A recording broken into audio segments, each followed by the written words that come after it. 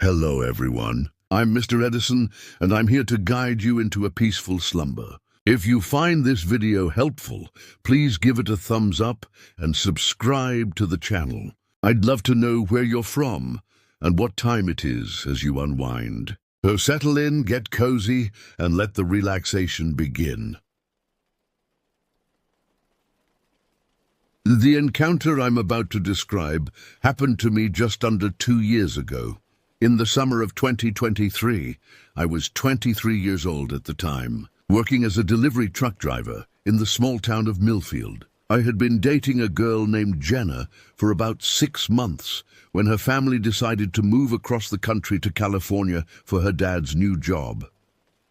Jenna wanted to try to make the long-distance relationship work. Despite my reservations, I'd attempted long distance once before in college, and it crashed and burned spectacularly. But I cared about Jenna and wanted to give it a shot for her sake. During our 6 months together, Jenna had flown out to visit me in Millfield a few times. This particular story took place during one of those visits in late June. Jenna was going to stay with me for about 10 days before the big move. I had requested the full week off work to spend time with her. But unfortunately, due to staffing issues, I was only able to get a few of the days off, including that Friday. I woke up that Friday morning around 4:30 a.m., same as always. My internal body clock was permanently set to trucker time. I lived in a dingy basement apartment with my childhood buddy Mike at the time. It wasn't much to look at, but the rent was dirt cheap and it suited our bachelor lifestyle just fine. As I stepped out into the pre-dawn darkness that morning to head to my truck, something odd caught my eye. Directly across the street from our building stood a decrepit old church that looked like it dated back to the 1800s. Peeling brown paint, brittle wooden shingles, the works. It had one of those tall bell towers with a steep-pitched roof capping it off. In all the time I had lived there, I had never once seen a single soul enter or leave that building. The place gave off majorly creepy vibes. All the windows were frosted and yellowed with age, making it impossible to see inside. But on this particular morning, I noticed a faint light glowing in the top window of the bell tower. I squinted at it, puzzled. Had that light been on when Jenna and I got home late last night from the airport? I couldn't recall. I was so tired I probably wouldn't have noticed. Shrugging it off as my imagination, I hopped in my truck and headed off for my delivery route. That afternoon, with the summer sun blazing overhead, I returned home from work. The mysterious light in the bell tower was the last thing on my mind as I bounded up the steps, eager to see Jenna and start our weekend together. "Hey, babe, I'm home," I called out as I entered the apartment. Jenna poked her head out of the kitchen, a big smile on her face. "Welcome back. I made us some sandwiches for lunch." As we sat down to eat, a thought suddenly popped into my head. "Hey, did you happen to notice a light on in that creepy church tower last night when we got back from the airport?" I asked. Jenna furrowed her brow. "No, I don't think so. Why, was it on this morning?" I nodded. "Yeah, I saw it glowing up there in the dark when I left for work. Super weird, right? I've never seen any lights on in that place before." She considered it for a moment before shrugging. Yeah, that is weird. Maybe someone forgot to turn it off." Something about her nonchalant response made me feel like I was overreacting. "Yeah, I'm sure that's it," I said, pushing the niggling sense of unease to the back of my mind. The church light mystery could wait. I wanted to focus on enjoying this precious time with my girlfriend before she moved away. The next few days passed by in a blur of summer fun. Jenna and I went hiking, had a picnic by the lake, visited some of the kitschy local tourist traps. The more time we spent together, the more I dreaded her impending departure. Late Wednesday afternoon, we were lounging around the apartment in a food coma after going out for a big lunch. Jenna suddenly perked up with a mischievous glint in her eye. "I have an idea," she said. "What's the scariest horror movie you've ever seen?" I thought about it for a moment. Probably The Woman in Black, that old British ghost story flick with Daniel Radcliffe.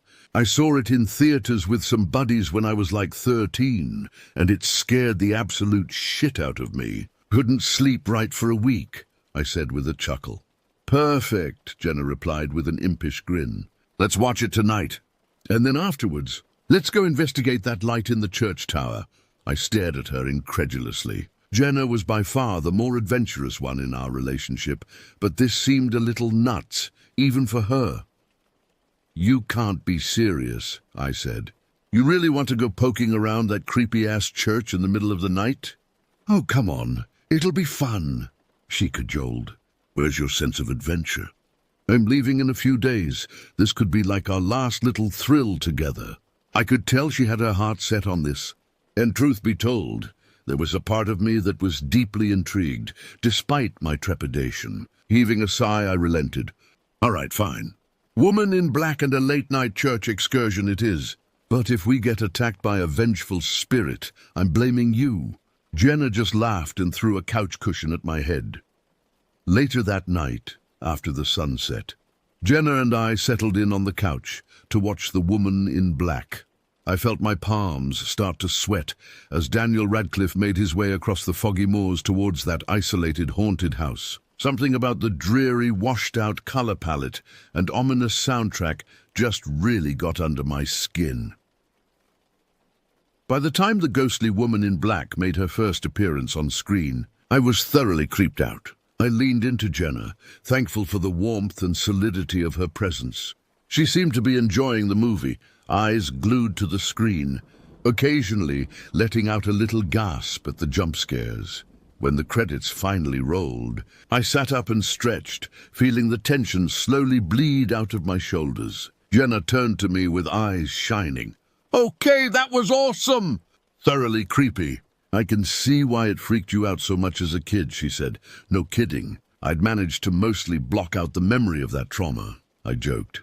Then I sobered up. So, I guess it's go time? Operation Investigate the Creepy Church. Jenna nodded firmly. Yep, grab your flashlight. Let's do this. I headed to my bedroom and rummaged around in my closet until I found my heavy-duty mag light. I also discreetly tucked my Glock 19 into my waistband. I figured it probably wouldn't do much good against malevolent spirits, but you never know what kind of living, breathing whack jobs might be lurking around an abandoned church at night. Better safe than sorry. We headed out into the muggy summer darkness, making our way across the deserted street. The light was still on up in the church bell tower, casting an eerie glow against the inky black sky. My mouth felt dry as we approached one of the side windows. Up close, I could see that the window was boarded up with rotting wood planks. On a whim, I gave one of the planks an experimental tug.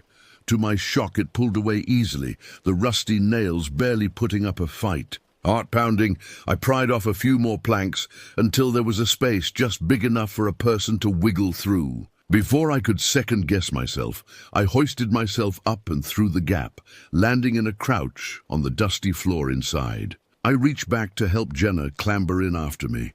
The musty smell of aged wood and decaying paper enveloped us as our eyes adjusted to the dimness inside the church. One moonlight filtered in through the grimy windows, casting strange shadows across the peeling walls and piles of jumbled rummage and debris. The place looked like it hadn't been inhabited by anything other than rats and insects in decades. I clicked on my flashlight and did a slow turn, taking in our surroundings. Jenna stayed close by my side as we picked our way through the foyer area and into what must have once been the main congregation hall. Rotting wooden pews stretched out before us in half-collapsed rows. At the far end, I could make out the dark rectangle of a doorway that seemed to lead to the back of the church.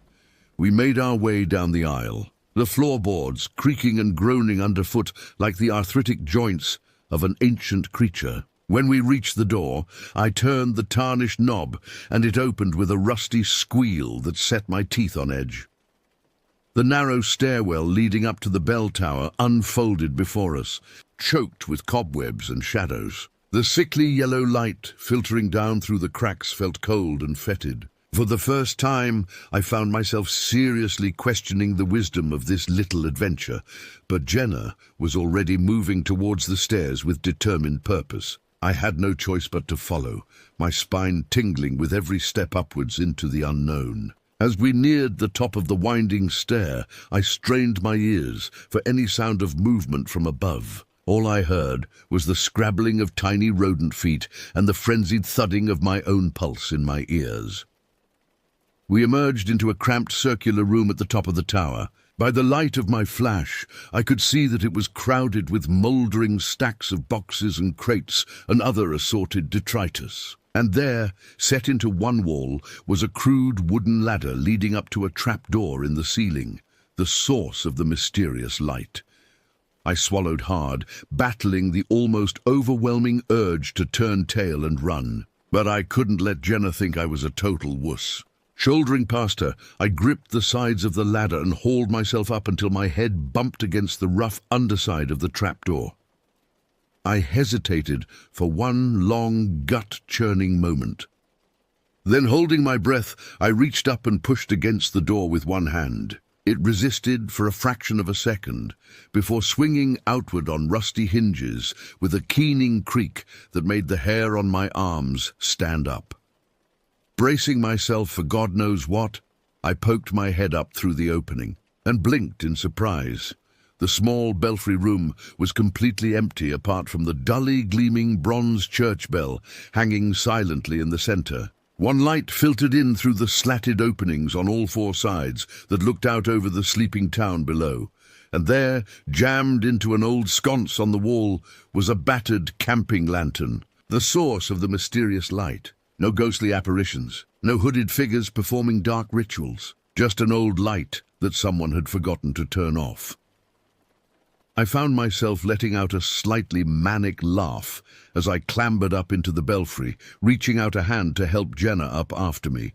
We stood side by side, gazing out through the narrow gaps at the twinkling lights of Millfield laid out before us under the star-strewn sky. "Well, I guess that solves that mystery," Jenna said after a moment, sounding equal parts relieved and sheepish. Here I was, all excited for a real paranormal encounter. "Hey, I'm not complaining. Creepy vibes aside, this is actually a pretty rad view," I replied, draping an arm around her shoulders and pulling her close. She nestled into my side with a contented sigh. We lingered up there for a while longer, just drinking in the peaceful summer night. The adrenaline from our little amateur sleuthing mission was starting to wear off, replaced by a sleepy, languid feeling. Finally, we climbed back down the ladder and made our way out of the church, the same way we'd come in. I did my shoddy best to hammer the boards back into place over the window, while Jenna held the light. We scurried across the street and let ourselves back into my building, collapsing onto the couch in a tangle of limbs and slightly musty clothes. "You know, all things considered, that was a pretty fun night," Jenna murmured, her eyes already heavy with impending sleep. "Thanks for going along with my crazy whims as always." I smiled and kissed the top of her head, breathing in the sweet smell of her shampoo. "Any time, babe, any time." Later that night, or more accurately, early the next morning, I found myself in that hazy place between sleep and wakefulness. The memory of our church adventure felt simultaneously vivid and dreamlike, the details already taking on the soft edges of surreality, which was why, when I felt Jenna's urgent hand on my arm shaking me, it took me a moment to fully surface into confused alertness. What's up?" I slurred, struggling to pry my eyelids open. John, wake up!" Jenna's voice was high and thready with barely restrained panic. Something in her tone caused a spike of icy fear to pierce through the fog of my drowsy brain. My eyes snapped open. In the grainy dimness, I could just make out Jenna's wide-eyed, ashen face, inches from my own. She was sitting bolt upright in bed, one trembling hand still clenched around my bicep. Her gaze wasn't on me, though. It was fixed on a shadowy corner of the room. "Jenna, what is it?" I asked, a creeping feeling of dread unfurling in my gut as I struggled upright. Her only response was to raise a shaking finger and point to the corner she was staring at, never taking her eyes off that spot. Who's there?" she whispered. I felt my blood turn to ice water in my veins, adrenaline dumping into my system. I scrabbled for the bedside lamp, nearly knocking it over in my haste. With fumbling fingers I switched it on, flooding the room with sudden harsh light, and saw nothing. The room was empty save for the two of us. No intruders lurking in the shadows. No ghostly apparitions waiting to drag us into the abyss. Just my familiar junky bedroom, looking exactly as it always did. I turned to Jenna, opening my mouth to reassure her that she must have just had a bad dream. But the words died in my throat as I saw her face. Her eyes were closed, head lolling to the side. She was clearly fast asleep, and had been the whole time. Even as I watched, she lay back down, curling into herself with a small sigh. Out like a light, a cold sweat prickled along my hairline as I stared down at her slumbering form, trying to make sense of what had just happened. Had I imagined her waking me up? Had it been some sort of insanely vivid dream within a dream? I glanced at the clock. 3:33 a.m. glowed at me in baleful red numbers. With a shudder, I reached over and pushed the Glock further back in the drawer of my nightstand. My hands were shaking too badly to risk handling it. Sleep was certainly off the table at this point. I sat up against the headboard, switching on the TV and settling in to watch infomercials on mute until dawn. All the while that niggling, irrational fear gnawed at me, the sense of some unseen presence watching from the shadows. I kept the lights on. The next morning, Jenna woke up looking as fresh as a daisy, while I felt like I'd been hit by a truck. When I described what had happened in the night, she looked at me like I'd grown a second head. "I don't remember any of that," she said slowly, brow furrowed. "I didn't wake up at all last night. I must have been really out of it." I scrubbed a hand over my face. "Maybe I dreamed the whole thing. Or maybe I'm just losing my mind." Jenna rubbed my back soothingly. "You've been under a lot of stress lately with me leaving soon. It's probably just your brain working through some stuff." I wanted to believe her. I really did. But the sense of unease lingered. Later that day, as we puttered around my apartment, packing up Jenna's things, she suddenly paused and turned to me with a troubled expression. "You know, I had the strangest dream last night," she said haltingly. "I dreamt there was a woman standing in the corner of the bedroom, watching us. She was all in black with long dark hair covering her face, like something out of a Japanese horror movie." I felt the blood drain from my face at Jenna's words. The image she described sounded uncomfortably similar to the ghostly woman from The Woman in Black, but that was just a movie, right? A fictional story meant to scare people. It couldn't possibly have anything to do with reality, and yet the timing was undeniably eerie. Watching that film, visiting the old church, and now Jenna dreaming of a spectral woman in black mere hours later, I didn't want to acknowledge it, but deep down I knew there were no such things as coincidences. Not when it came to the supernatural. Jenna left to go back home to California a few days later. We made an effort to keep in touch, but the long-distance thing took its toll, just as I'd feared it would. Within a couple months, we had drifted apart and eventually broke things off for good. I stayed in that basement apartment for a little while longer, but I never quite felt at ease there again after that night. I was constantly looking over my shoulder, jumping at every errant shadow or creak in the walls. Sleep became an elusive creature. On the nights when I finally managed to drift off, I was often plagued by unsettling dreams, dreams of being watched by unseen eyes, dreams of ghostly women in black with long tangled hair and grasping, corpse-pale hands. In the light of day, I tried to rationalize it all away. I told myself I was just letting my imagination run away with me, spooked by too many scary movies and the power of suggestion. But in my heart of hearts, I knew that something in that old abandoned church had attached itself to me. Some malevolent entity had followed me home that night and had no intention of letting me go. I finally ended up moving out of the apartment after my lease was up, telling myself it was because I'd found a better place across town. But if I'm being honest, I was running from whatever dark presence had sunk its claws into me ever since Jenna and I had gone poking around where we shouldn't have. Even now, 2 years later, I still find myself lying awake some nights, wondering if I truly left it behind, or if it's still out there somewhere, waiting, watching, biding its time until it can drag me back into its shadows for good. I'll never know if it was the same woman in black from the movie that haunted us that night. A part of me hopes that she was just a figment of our overactive imaginations, born of too little sleep and too many scary stories. But another part of me, the part that still can't shake the bone-deep feeling of dread that washes over me whenever I think back to that summer, that part of me knows better. That part of me is sure that we looked through a doorway we were never meant to open that night, and that whatever we saw on the other side has been following me ever since, just waiting for me to let my guard down. Waiting to remind me that some doors, once opened, can never be closed again.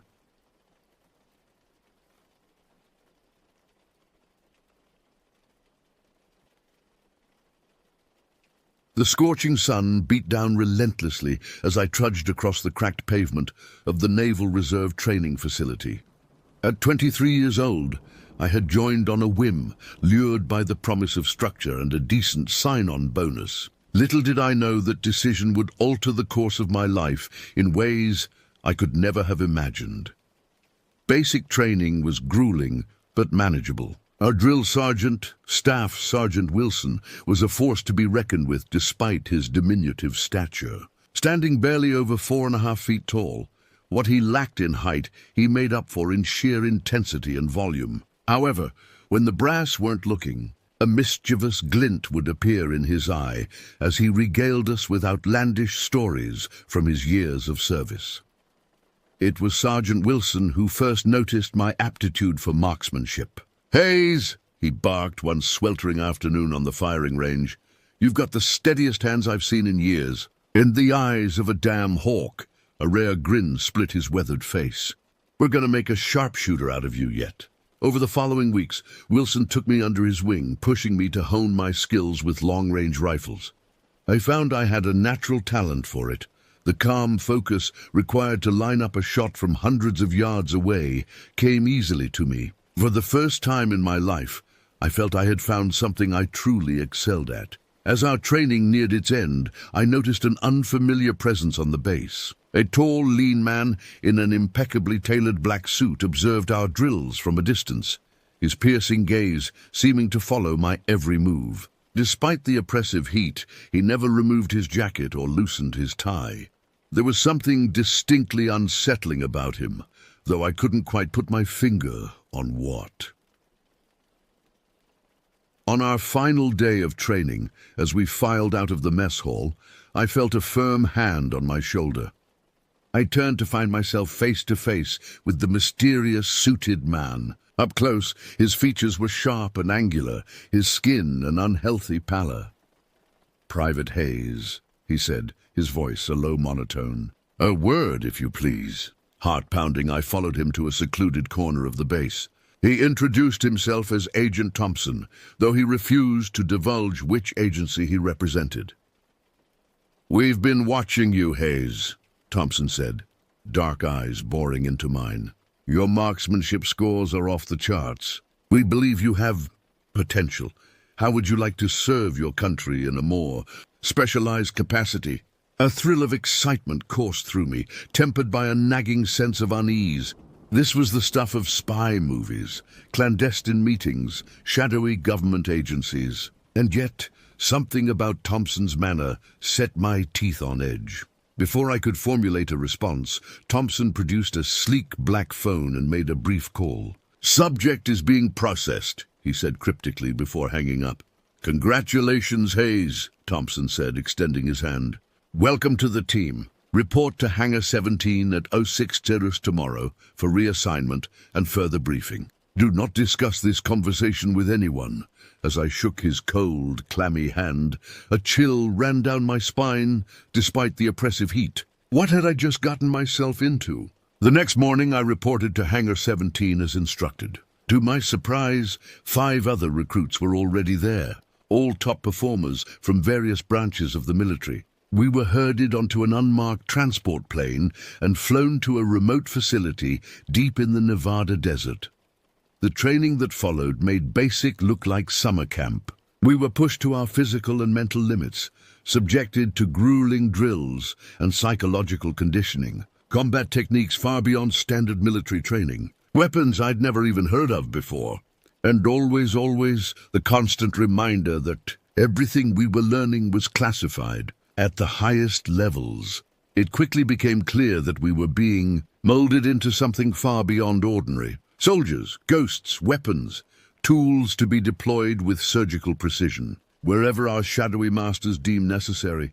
One day, several months into our training, we were introduced to a new instructor, a severe-looking woman with close-cropped grey hair and ice-blue eyes. "I am Dr. Weiss," she announced. "Today, we begin a new phase of your training, advanced interrogation and torture methodology."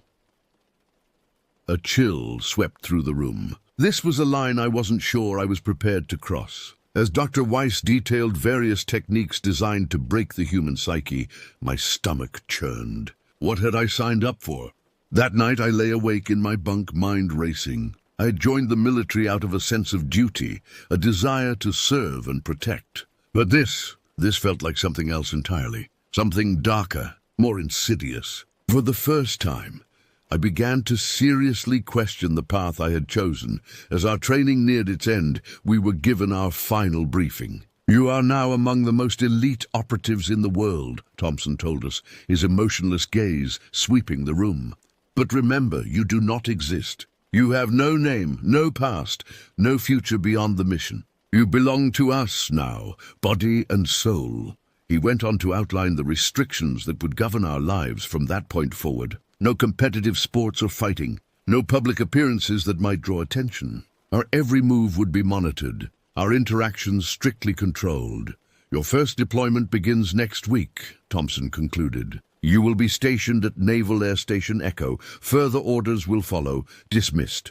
As I packed my meager belongings, a sense of foreboding settled over me like a shroud. I couldn't shake the feeling that I had made a terrible mistake, one that I might spend the rest of my life paying for. The blistering heat hit me like a wall as I stepped off the transport plane onto the sun-baked tarmac of NAS Echo. It was late summer 2007, and the arid landscape shimmered in the oppressive heat. At 5'8" and a muscular 270 pounds, I felt every ounce of my bulk as sweat immediately began to soak through my uniform. NAS Echo was unlike any military installation I'd ever seen. On the surface, it appeared to be a typical naval air station, barracks, hangars, administrative buildings. But there was an undercurrent of secrecy that set my nerves on edge. Armed guards patrolled the perimeter, their watchful eyes constantly scanning for threats. Signs, warning of dire consequences for trespassers, were everywhere. I was directed to a nondescript building on the outskirts of the base for in-processing. The officer behind the desk barely glanced at my credentials before handing me a key card with the highest level of clearance I'd ever seen. "Your quarters are in Block C," he said in a bored tone. "Report to Hangar 37 at 8 tomorrow for assignment." As I made my way across the base, I couldn't shake the feeling of being watched. Everywhere I looked, I saw cameras tracking my movements. Other personnel gave me a wide berth, averting their eyes as I passed. It was as if I carried some contagious disease they were desperate to avoid. My insomnia, which had plagued me for years, only worsened in the oppressive atmosphere of NAS Echo. Night after night, I tossed and turned in my bunk, unable to quiet the nagging doubts in my mind. What was the true purpose of this facility? What dark secrets were hidden behind its heavily guarded doors? One particularly restless night, I decided to go for a walk to clear my head. The base was eerily quiet as I made my way past the main buildings and out towards the more remote areas. The farther I went, the more unsettled I felt. The normal sounds of a military base, vehicles, voices, the hum of machinery, faded away until all I could hear was the crunch of gravel under my boots and my own labored breathing in the thin desert air. As I rounded a bend in the road, I froze. There, silhouetted against the starry sky, was a cluster of unmarked hangars. Unlike the rest of the base, these structures were completely dark, no signs of life or activity visible. My instinct screamed at me to turn back, but curiosity won out. I took a tentative step forward, then another. Suddenly, a prickling sensation ran down my spine. I wasn't alone out here. Slowly, I turned, my hand instinctively moving to the holster of my sidearm. And that's when I saw it, a figure, impossibly tall and thin, standing motionless in the shadows just beyond the reach of a flickering streetlight. My breath caught in my throat as I stared, unable to process what I was seeing. The figure's proportions were all wrong, limbs too long, torso too narrow to be human. As I watched, frozen in place, its head tilted to the side at an unnatural angle, regarding me with what I could only describe as predatory curiosity. In one fluid motion, I drew my weapon, a 1911 chambered in .45 ACP, and aimed it squarely at the creature's head. My hands, normally rock-steady, shook uncontrollably as I tried to line up the shot. But no matter how hard I willed myself to pull the trigger, my finger refused to cooperate. The thing took a single, gliding step towards me, and I caught a glimpse of smooth, greyish skin and enormous black eyes that seemed to swallow all light. Then, in a movement too fast for my eyes to track, it simply vanished. One moment it was there. The next it had slipped behind a nearby streetlight and failed to emerge on the other side. I blinked rapidly, convinced I must be hallucinating. There was no way something that large could have hidden behind the slender pole. And yet, as I cautiously approached, I found no trace of the creature. It was as if it had never existed at all. A flicker of movement in my peripheral vision made me whirl around. There, impossibly, was the same figure, now standing beneath a streetlight nearly 1,000 yards down the road. My mind reeled, unable to reconcile what I was seeing with what I knew to be possible. As I watched, the creature repeated its vanishing act, reappearing even further down the road. Some primal instinct screamed at me to run, to get as far away from this thing as possible. But a stronger, darker part of me was drawn to the mystery. What was this creature? Where had it come from? And most importantly, what did it want? Heart-pounding, palms slick with sweat, I began to follow the entity deeper into the restricted area of the base. With each impossible leap, it drew me further from safety and deeper into the unknown. The hangars loomed before me, their secrets calling out like a siren song. I was so fixated on my quarry that I almost missed the approaching headlights. Cursing under my breath, I hastily holstered my weapon as a jeep came to a stop beside me. Two men in uniform regarded me with obvious suspicion. "Is there a problem, Agent?" One asked, his tone making it clear that my presence here was far from welcome.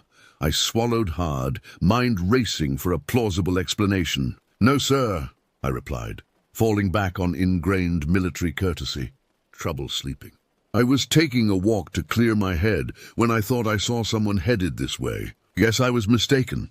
The two men exchanged a long look, clearly not buying my story. "It's getting pretty dark out here," the senior officer finally said. "Why don't you explain it to me while we give you a ride back to your quarters?"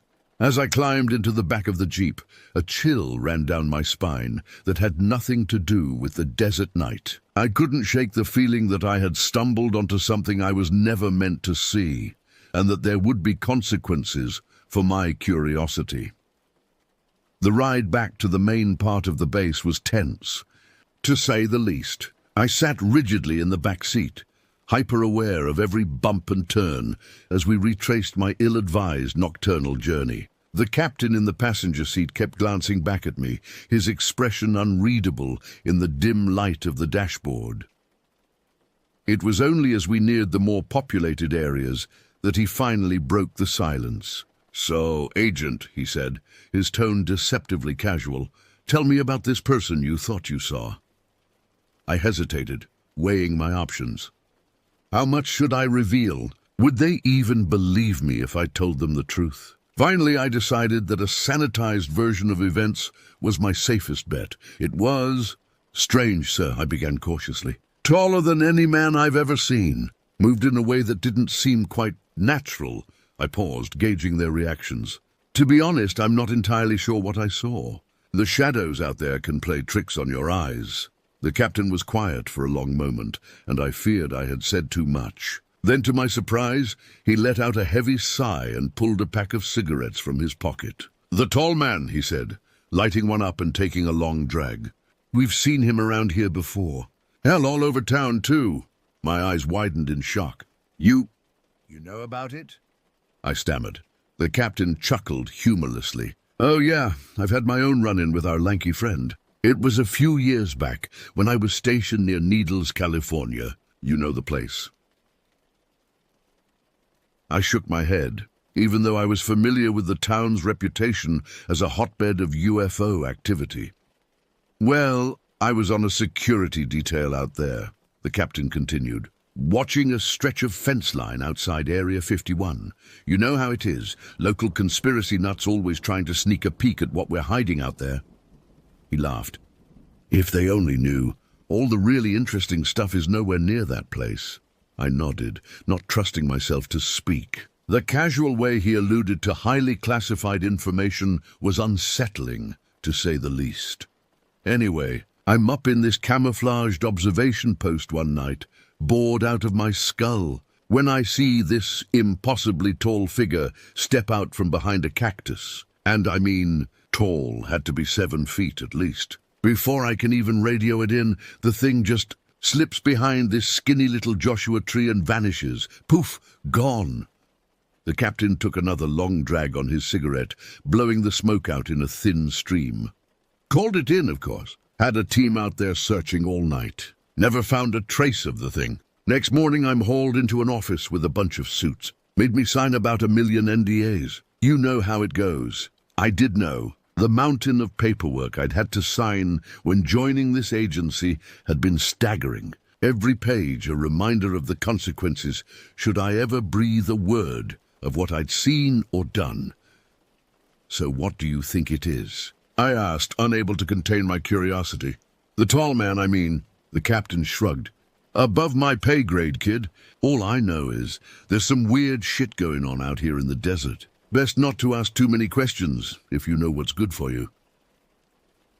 As we pulled up to my quarters, the captain stubbed out his cigarette and fixed me with a penetrating stare. "Word of advice, Agent. Stick to the populated areas of the base from now on. Some doors are better left unopened." I nodded, mumbling my thanks as I climbed out of the jeep. As I watched them drive away, a chill ran down my spine, despite the lingering heat of the day. The captain's story had only deepened the mystery, leaving me with far more questions than answers. That night, sleep eluded me entirely. I lay awake, replaying the events of the evening over and over in my mind. The tall man, the unmarked hangars, the captain's cryptic warnings. What was really going on at NAS Echo? And more importantly, what had I gotten myself into? The next few days passed in a haze of mundane tasks and mounting paranoia.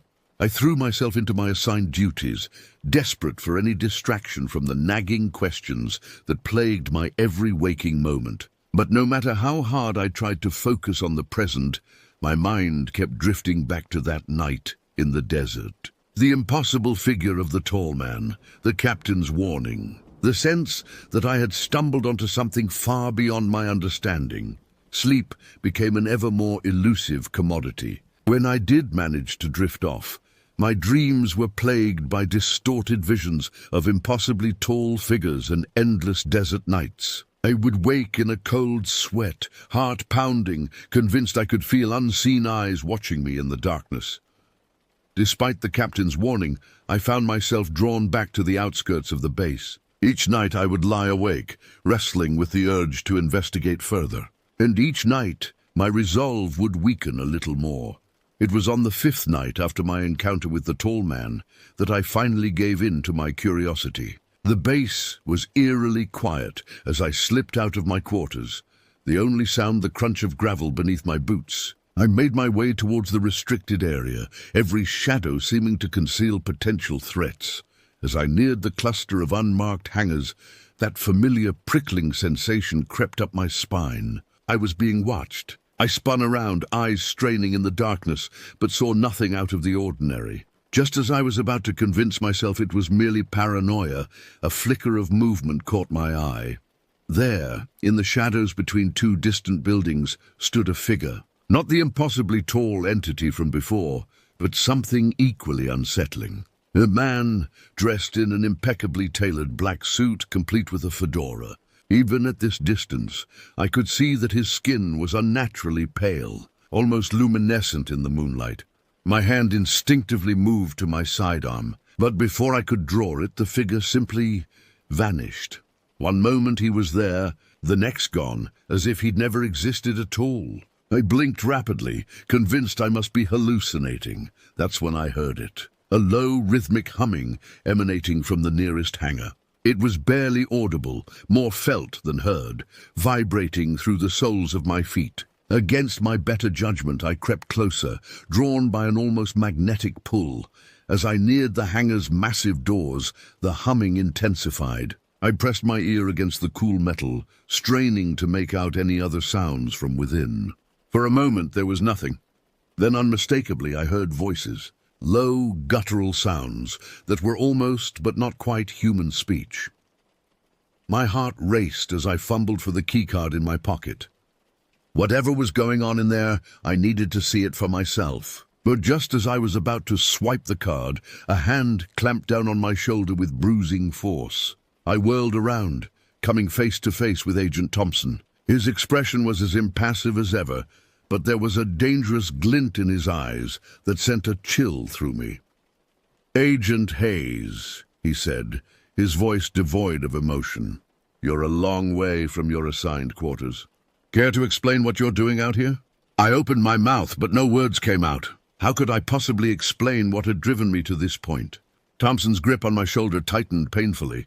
"I think it's time we had a little chat about the importance of following orders, don't you?" As he steered me away from the hangar, I cast one last glance over my shoulder. For just a moment, I could have sworn I saw a tall, impossibly thin silhouette watching us from the shadows. Then it was gone, leaving me to wonder if it had ever been there at all. Thompson marched me across the base in silence, his grip never loosening. We ended up in a small, windowless room in one of the administrative buildings. As the door clicked shut behind us, I realized with growing dread that I might be in far more trouble than I had imagined.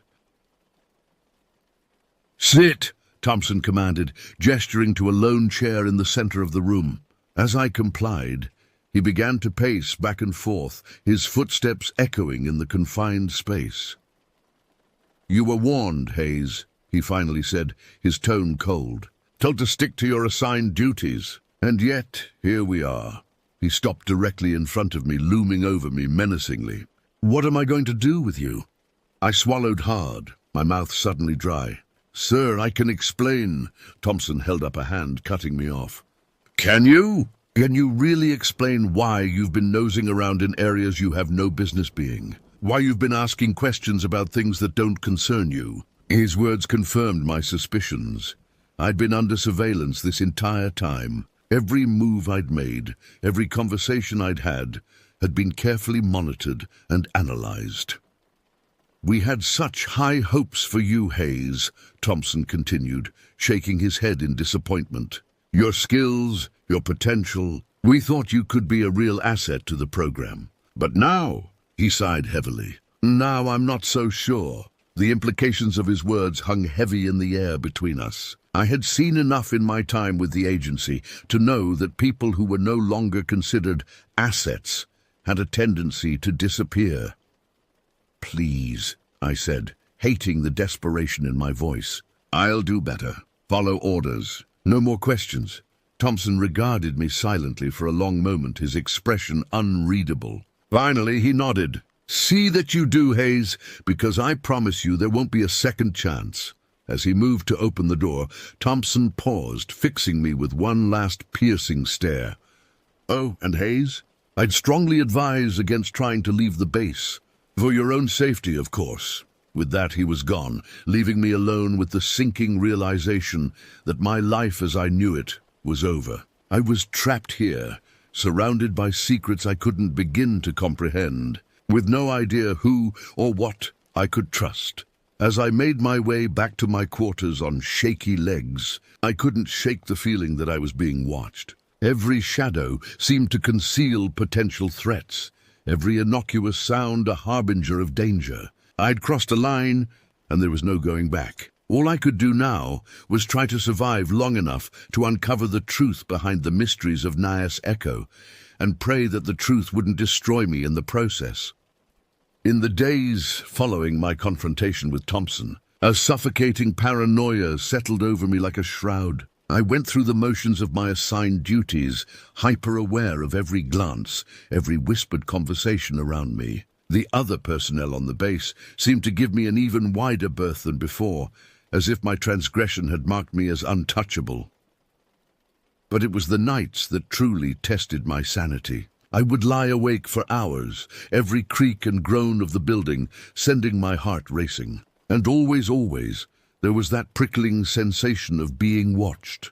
It was on the third night after my encounter with Thompson that they first appeared. I had finally managed to drift into a fitful sleep when a sudden chill jolted me awake. As my eyes adjusted to the darkness, I saw them, two figures standing motionless at the foot of my bed.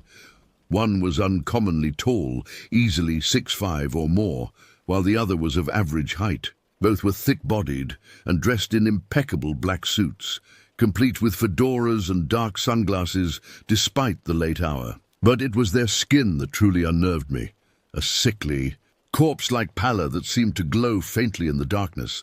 I lay there, paralyzed with fear, as the two figures simply watched. They didn't move, didn't speak, just stood there, their hidden gazes boring into me. After what felt like hours, but was likely only minutes, they turned in perfect unison and filed out of my room with an unsettling, robotic gait.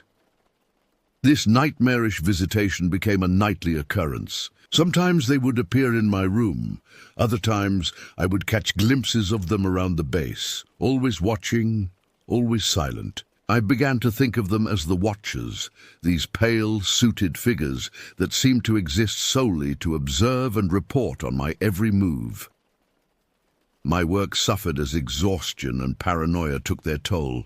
I made careless mistakes, forgot basic protocols. But strangely, no reprimands came. It was as if I had been marked for some greater purpose, or perhaps a greater punishment.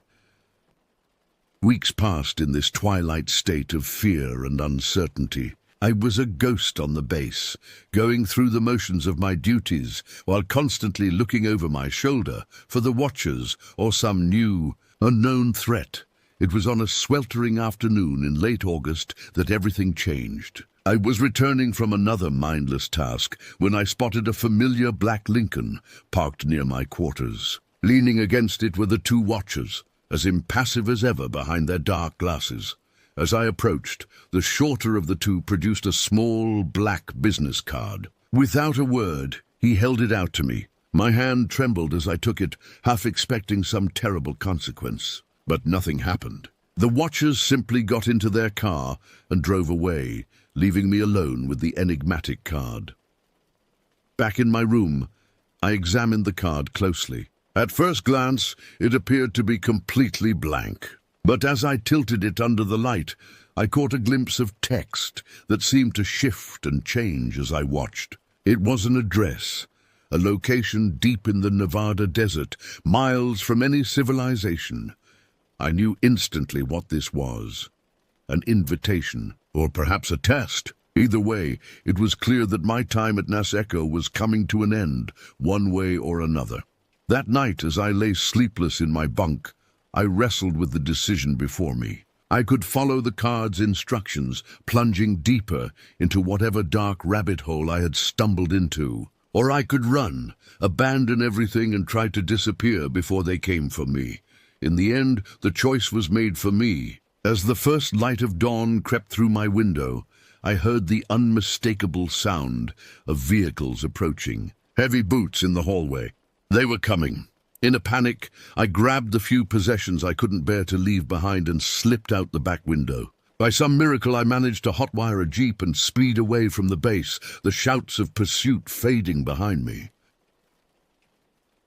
I drove for hours, putting as much distance between myself and Nas Echo as possible. When the jeep finally ran out of gas, I continued on foot, trudging through the merciless desert. As the sun began to set, I found myself at a crossroads. One road led towards the distant lights of civilization, a chance at a normal life, always looking over my shoulder. The other stretched out into the darkness of the desert, towards the coordinates on that mysterious black card and whatever fate awaited me there. I stood there for a long time, weighing my options. In the end, I knew there was really only one choice. Whatever secrets lay hidden in the desert, whatever forces were at work behind the scenes, I'd come too far to turn back now. With a deep breath, I turned away from the lights of the city and set off into the gathering darkness. Whatever awaited me out there in the desert night, I would face it head on. The truth was out there, and I was determined to find it, no matter the cost. As I walked, I couldn't shake the feeling that I was being watched. Perhaps it was just paranoia, or perhaps the watchers were out there even now, silently observing my journey into the unknown. Either way, there was no turning back now. My old life was over. Whatever lay ahead, for better or worse, would be the beginning of something entirely new. The desert stretched out before me, vast and unknowable. Somewhere out there were answers to the mystery of the tall man, the true nature of Nas Echo, and my own role in whatever grand conspiracy I had stumbled into. And I was going to find them, come what may. With each step into the darkness, I left behind the person I had been. Whoever, or whatever, emerged on the other side of this journey, one thing was certain: nothing would ever be the same again. Bill Bryan. The year was 1989, and I was 19 years old, living in a small town nestled along the banks of the Russian River in Northern California. It was the kind of place where everyone knew each other and not much ever happened. For us teenagers, the monotony of rural life was suffocating. There were no clubs, no malls, no excitement to speak of. So when my parents went out of town one weekend, I seized the opportunity to have some friends over. What started as a small gathering quickly grew into a raging house party. Cars lined our long driveway and spilled out onto the narrow road. Music blared from the speakers as red Solo cups were passed around. Beer pong on the dining table, joints smoked out on the deck, couples sneaking off into dark corners of the house. It was a scene straight out of a teen movie. As the party raged on, no one seemed to notice or care about the late hour. 1 a.m. turned to 2 a.m. and then 3 a.m. Being the responsible one, I stayed sober, collecting keys from the inebriated partygoers. I knew all too well the dangers of driving these winding, unlit roads while under the influence. I'd seen one too many accidents. Cars wrapped around towering redwood trees, the smell of gasoline and blood, heavy in the night air. Those images never left you. By 3:30 a.m., things were winding down. Most had either passed out or called it a night. As I started cleaning up the mess, my best friend Jenna came up to me. "Hey, Nat, I think Isaac is still waiting for us at the intersection. We were supposed to meet up with him earlier, remember?" I had completely forgotten, the chaos of the party pushing it from my mind. Isaac lived further out in the hills and had trouble finding my house sometimes. We had agreed to meet him at the main crossroad and guide him back. Sighing, I grabbed a flashlight. "All right, let's go get him. Hopefully, he hasn't been waiting too long." The night was moonless and cold as Jenna and I walked down the long driveway to the road. An owl hooted mournfully in the distance, the sound echoing through the eerie stillness. The asphalt felt hard and unforgiving beneath our feet. After about 10 minutes, we reached the intersection. Isaac was nowhere in sight. "Maybe he got tired of waiting and went home," Jenna said, wrapping her arms around herself to ward off the chill. I swept the beam of my flashlight across the trees. "Let's give it a few more minutes. You know reception is spotty out here. He might not have gotten our messages about being late." So we waited, huddled together, our breath misting in the frigid air. The night pressed in around us, an inky shroud pierced only by my small flashlight. Minutes ticked by with no sign of our friend. Suddenly, Jenna clutched my arm, her nails digging into my skin, even through layers of clothing. "Nat, look." She pointed a shaking finger up the road, back the way we had come. At first I saw nothing, just the vague outline of the hill cresting in the distance, the trees a mangled black mass. Then my flashlight beam caught a flicker of movement, something shifting against the shadows, something big. My heart seized in my chest as I focused on the shape moving at the top of the hill. It looked to be at least a half-mile away, but even from this distance, I could tell it was massive. It towered above the trees, even the tallest ones, its form blotting out the stars. As I watched in growing horror, more shapes emerged from the darkness to join the first. They seemed to be walking, striding forward with eerie synchronicity, eating up the distance between us with terrifying speed. Their bodies were black smudges against the night, monstrous and undefined. But one shape stood out from the rest. A tall figure at the lead, with broad shoulders and what looked like a wide-brimmed hat. Like something out of an old Western movie, if all the heroes were 15 to 20 feet tall. Do you see what I'm seeing? I asked Jenna, my voice trembling. She nodded mutely, her eyes wide with fear. Are those men? Giant men? I don't know what they are. But they're coming this way. I see tendrils of dread unfurled in my stomach as I said it, the reality sinking in. Those hulking shapes were headed directly toward us, their pace never slowing. Adrenaline flooded my veins, every instinct screaming at me to run. I grabbed Jenna's hand. If they reach that side road up there, the one that intersects the hill, we need to go. She nodded in understanding, her fingers tightening around mine. Neither of us voiced the unspoken fear that we might not be fast enough, that those things, whatever they were, would catch us first. Seconds felt like hours as we stood there, rooted to the spot, terror and morbid fascination warring within us. The dark form strode closer, the one in the lead coat billowing around it like a duster. At this distance, it was hard to distinguish any features, just hulking outlines and the certain promise of something very wrong. The moment they hit the side road half a mile up the hill, Jenna and I turned and ran. Branches whipped at our faces as we crashed through the underbrush, heedless of the noise we made. All that mattered was putting as much distance as possible between us and them. Behind us, I imagined I could hear the pounding of heavy footsteps, growing closer with each ragged breath. The cold air seared my lungs, and my thighs burned with exertion. Sweat mingled with the tears streaking my face, but still we ran, full tilt, and back to the safety of the house and the people still inside. By the time we reached the front porch, we were both gasping and shaking. Jenna collapsed onto the steps while I fumbled with the lock, my hands clumsy with fear. Finally, blessedly, the door opened and we tumbled inside.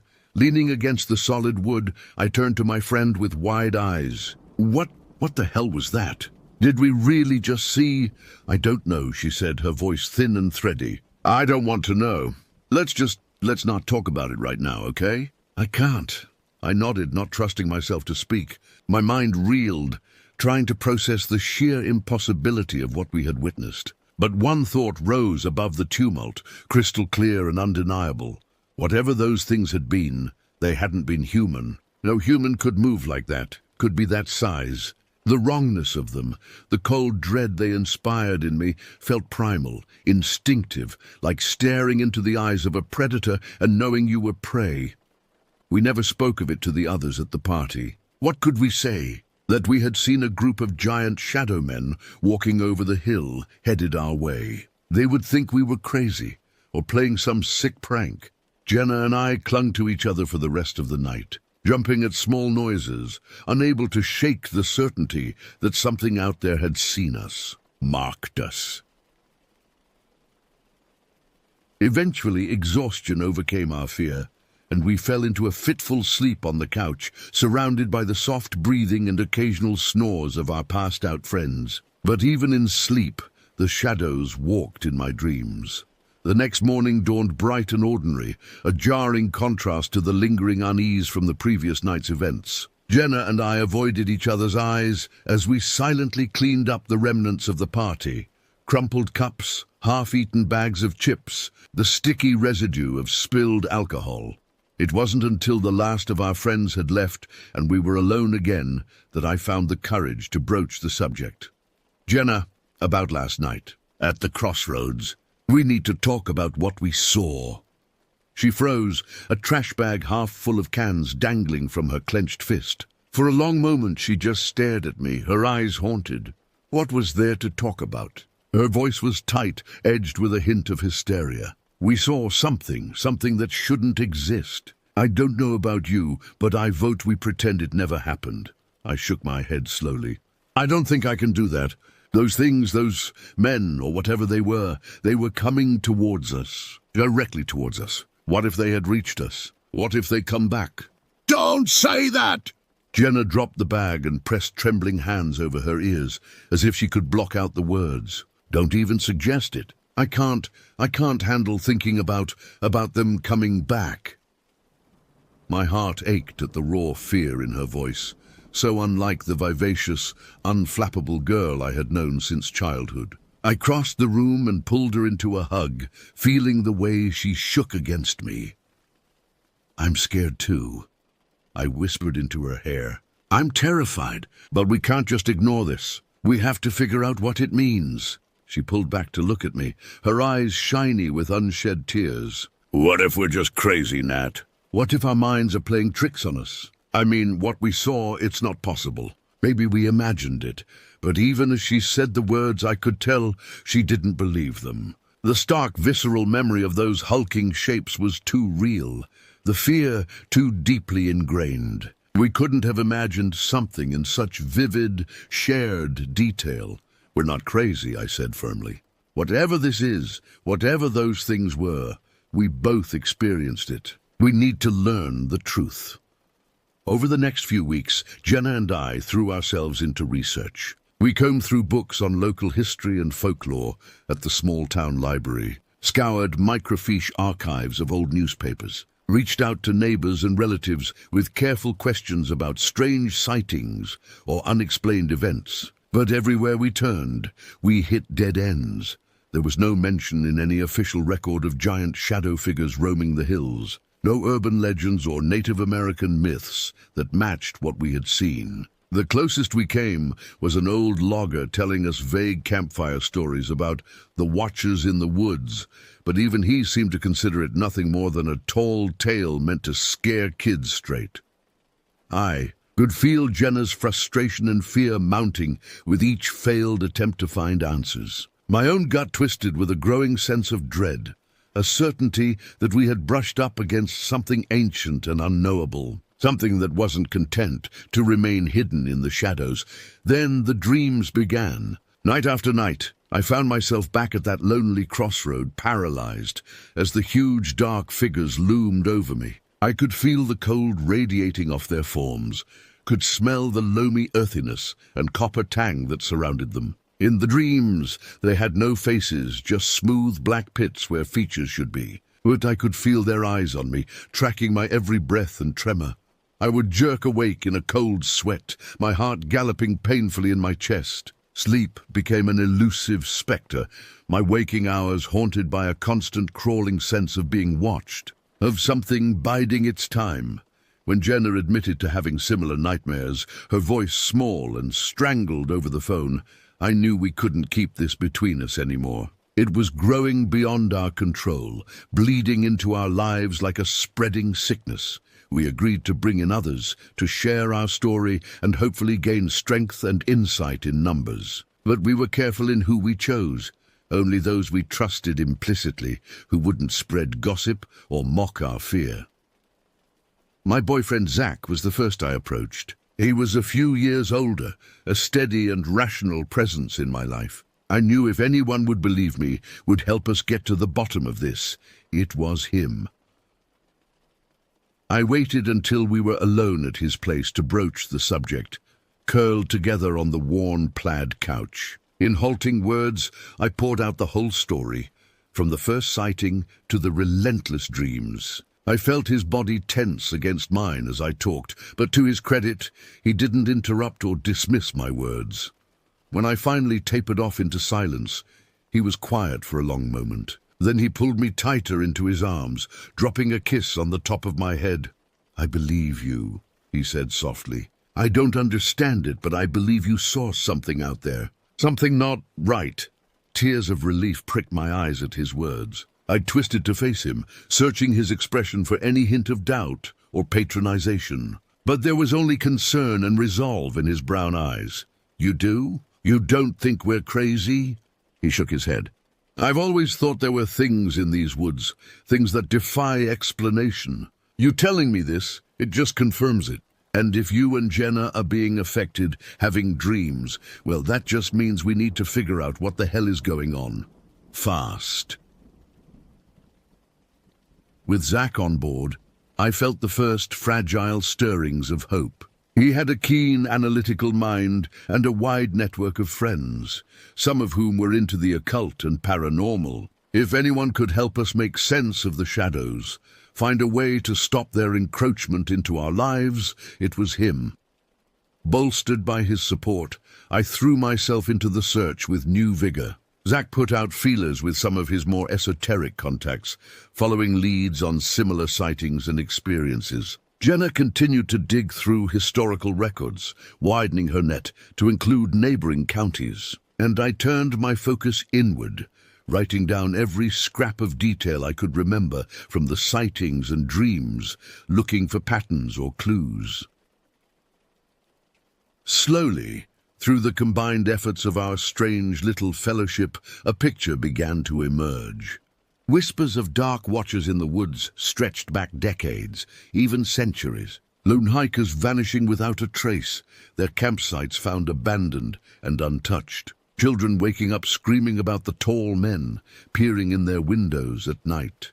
The stories were scattered and inconsistent, most dismissed as tall tales or the ravings of unhinged minds. But the deeper we looked, the more we found. Hazy photos of unnaturally tall shadows between the trees. Accounts of loggers and forest rangers encountering towering figures that disappeared between eye blinks. One journal from the early 1900s, written by a homesteader, chilled me to my core. In shaky, disjointed script, he described being stalked by the Black Ones for weeks, glimpsing them at the edges of his fields and in the tree line. He wrote of their soulless pits for eyes, and the overpowering smell of wet earth and old blood that heralded their presence. The final entry was just 3 jagged words. "They're coming tonight." No further records existed for the man or his family. The more pieces we gathered, the clearer the awful truth became.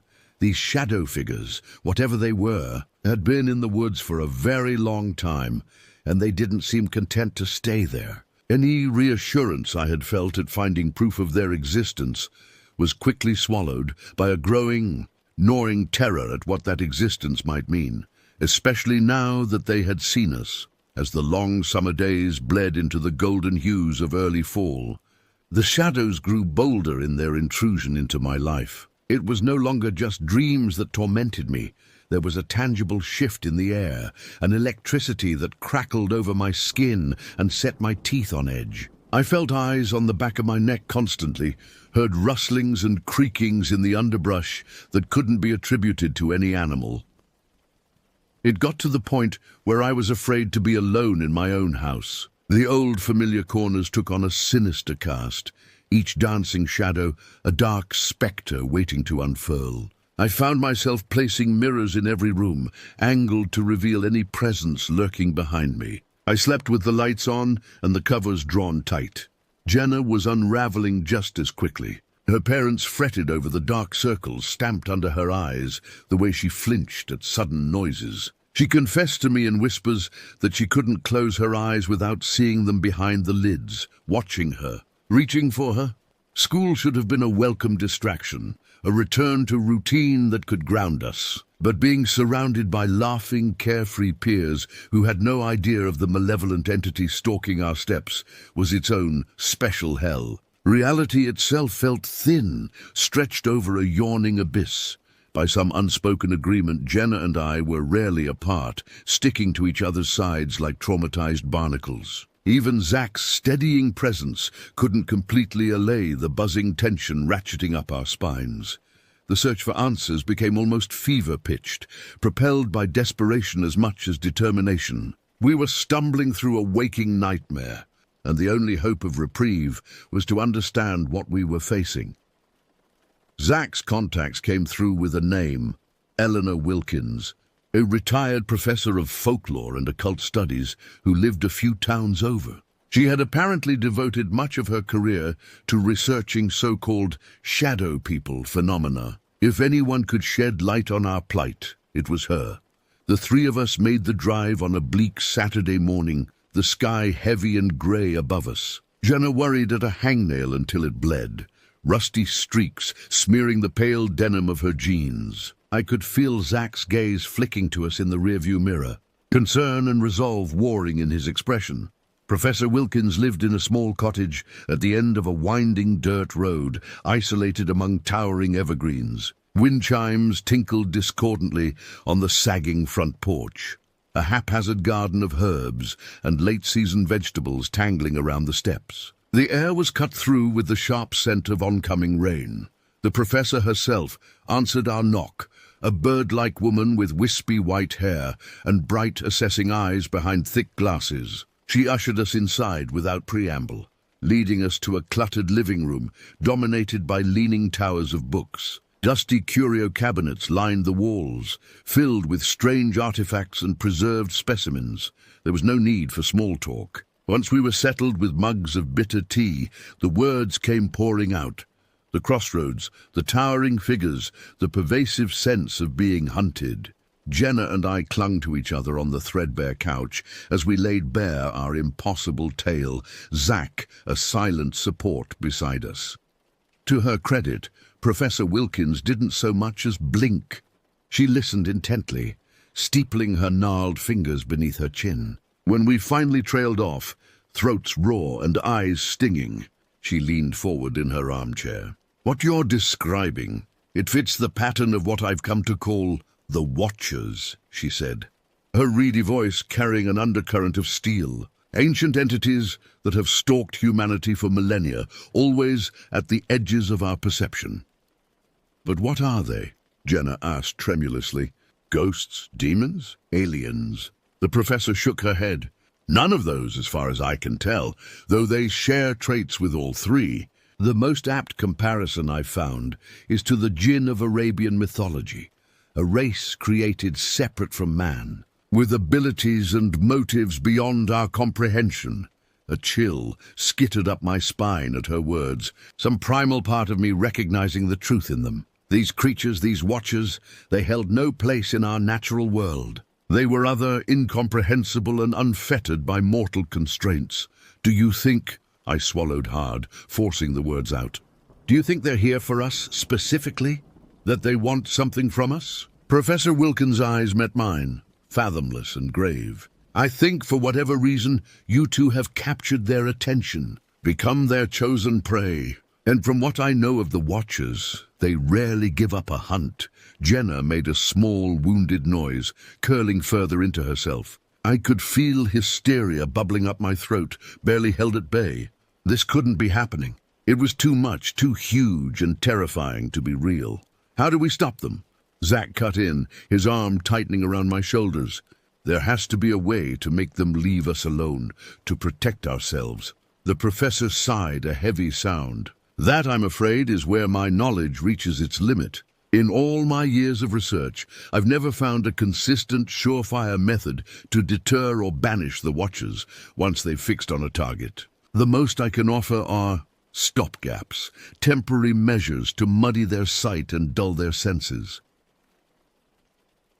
She rose stiffly from her chair, crossing to one of the crowded bookcases. Long fingers skimmed over ancient tomes before plucking out a slim, black-bound volume. She laid it on the low table between us with a solemn sort of reverence.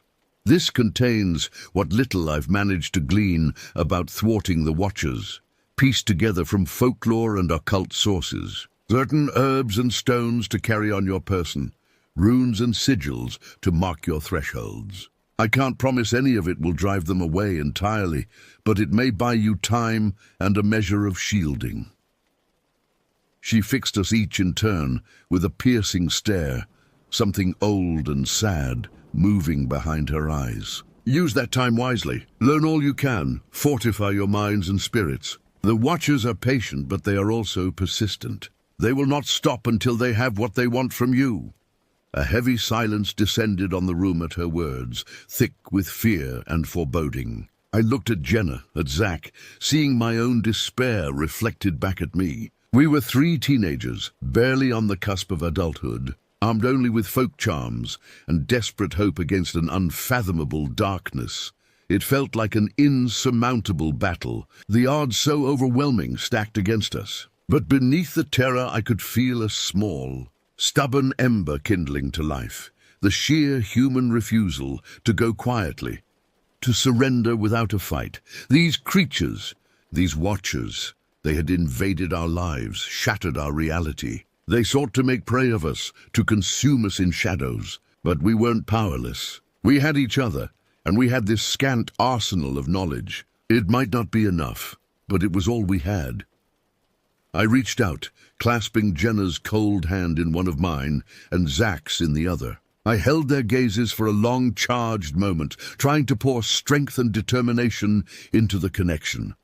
"We're going to beat this," I said, my voice like flint.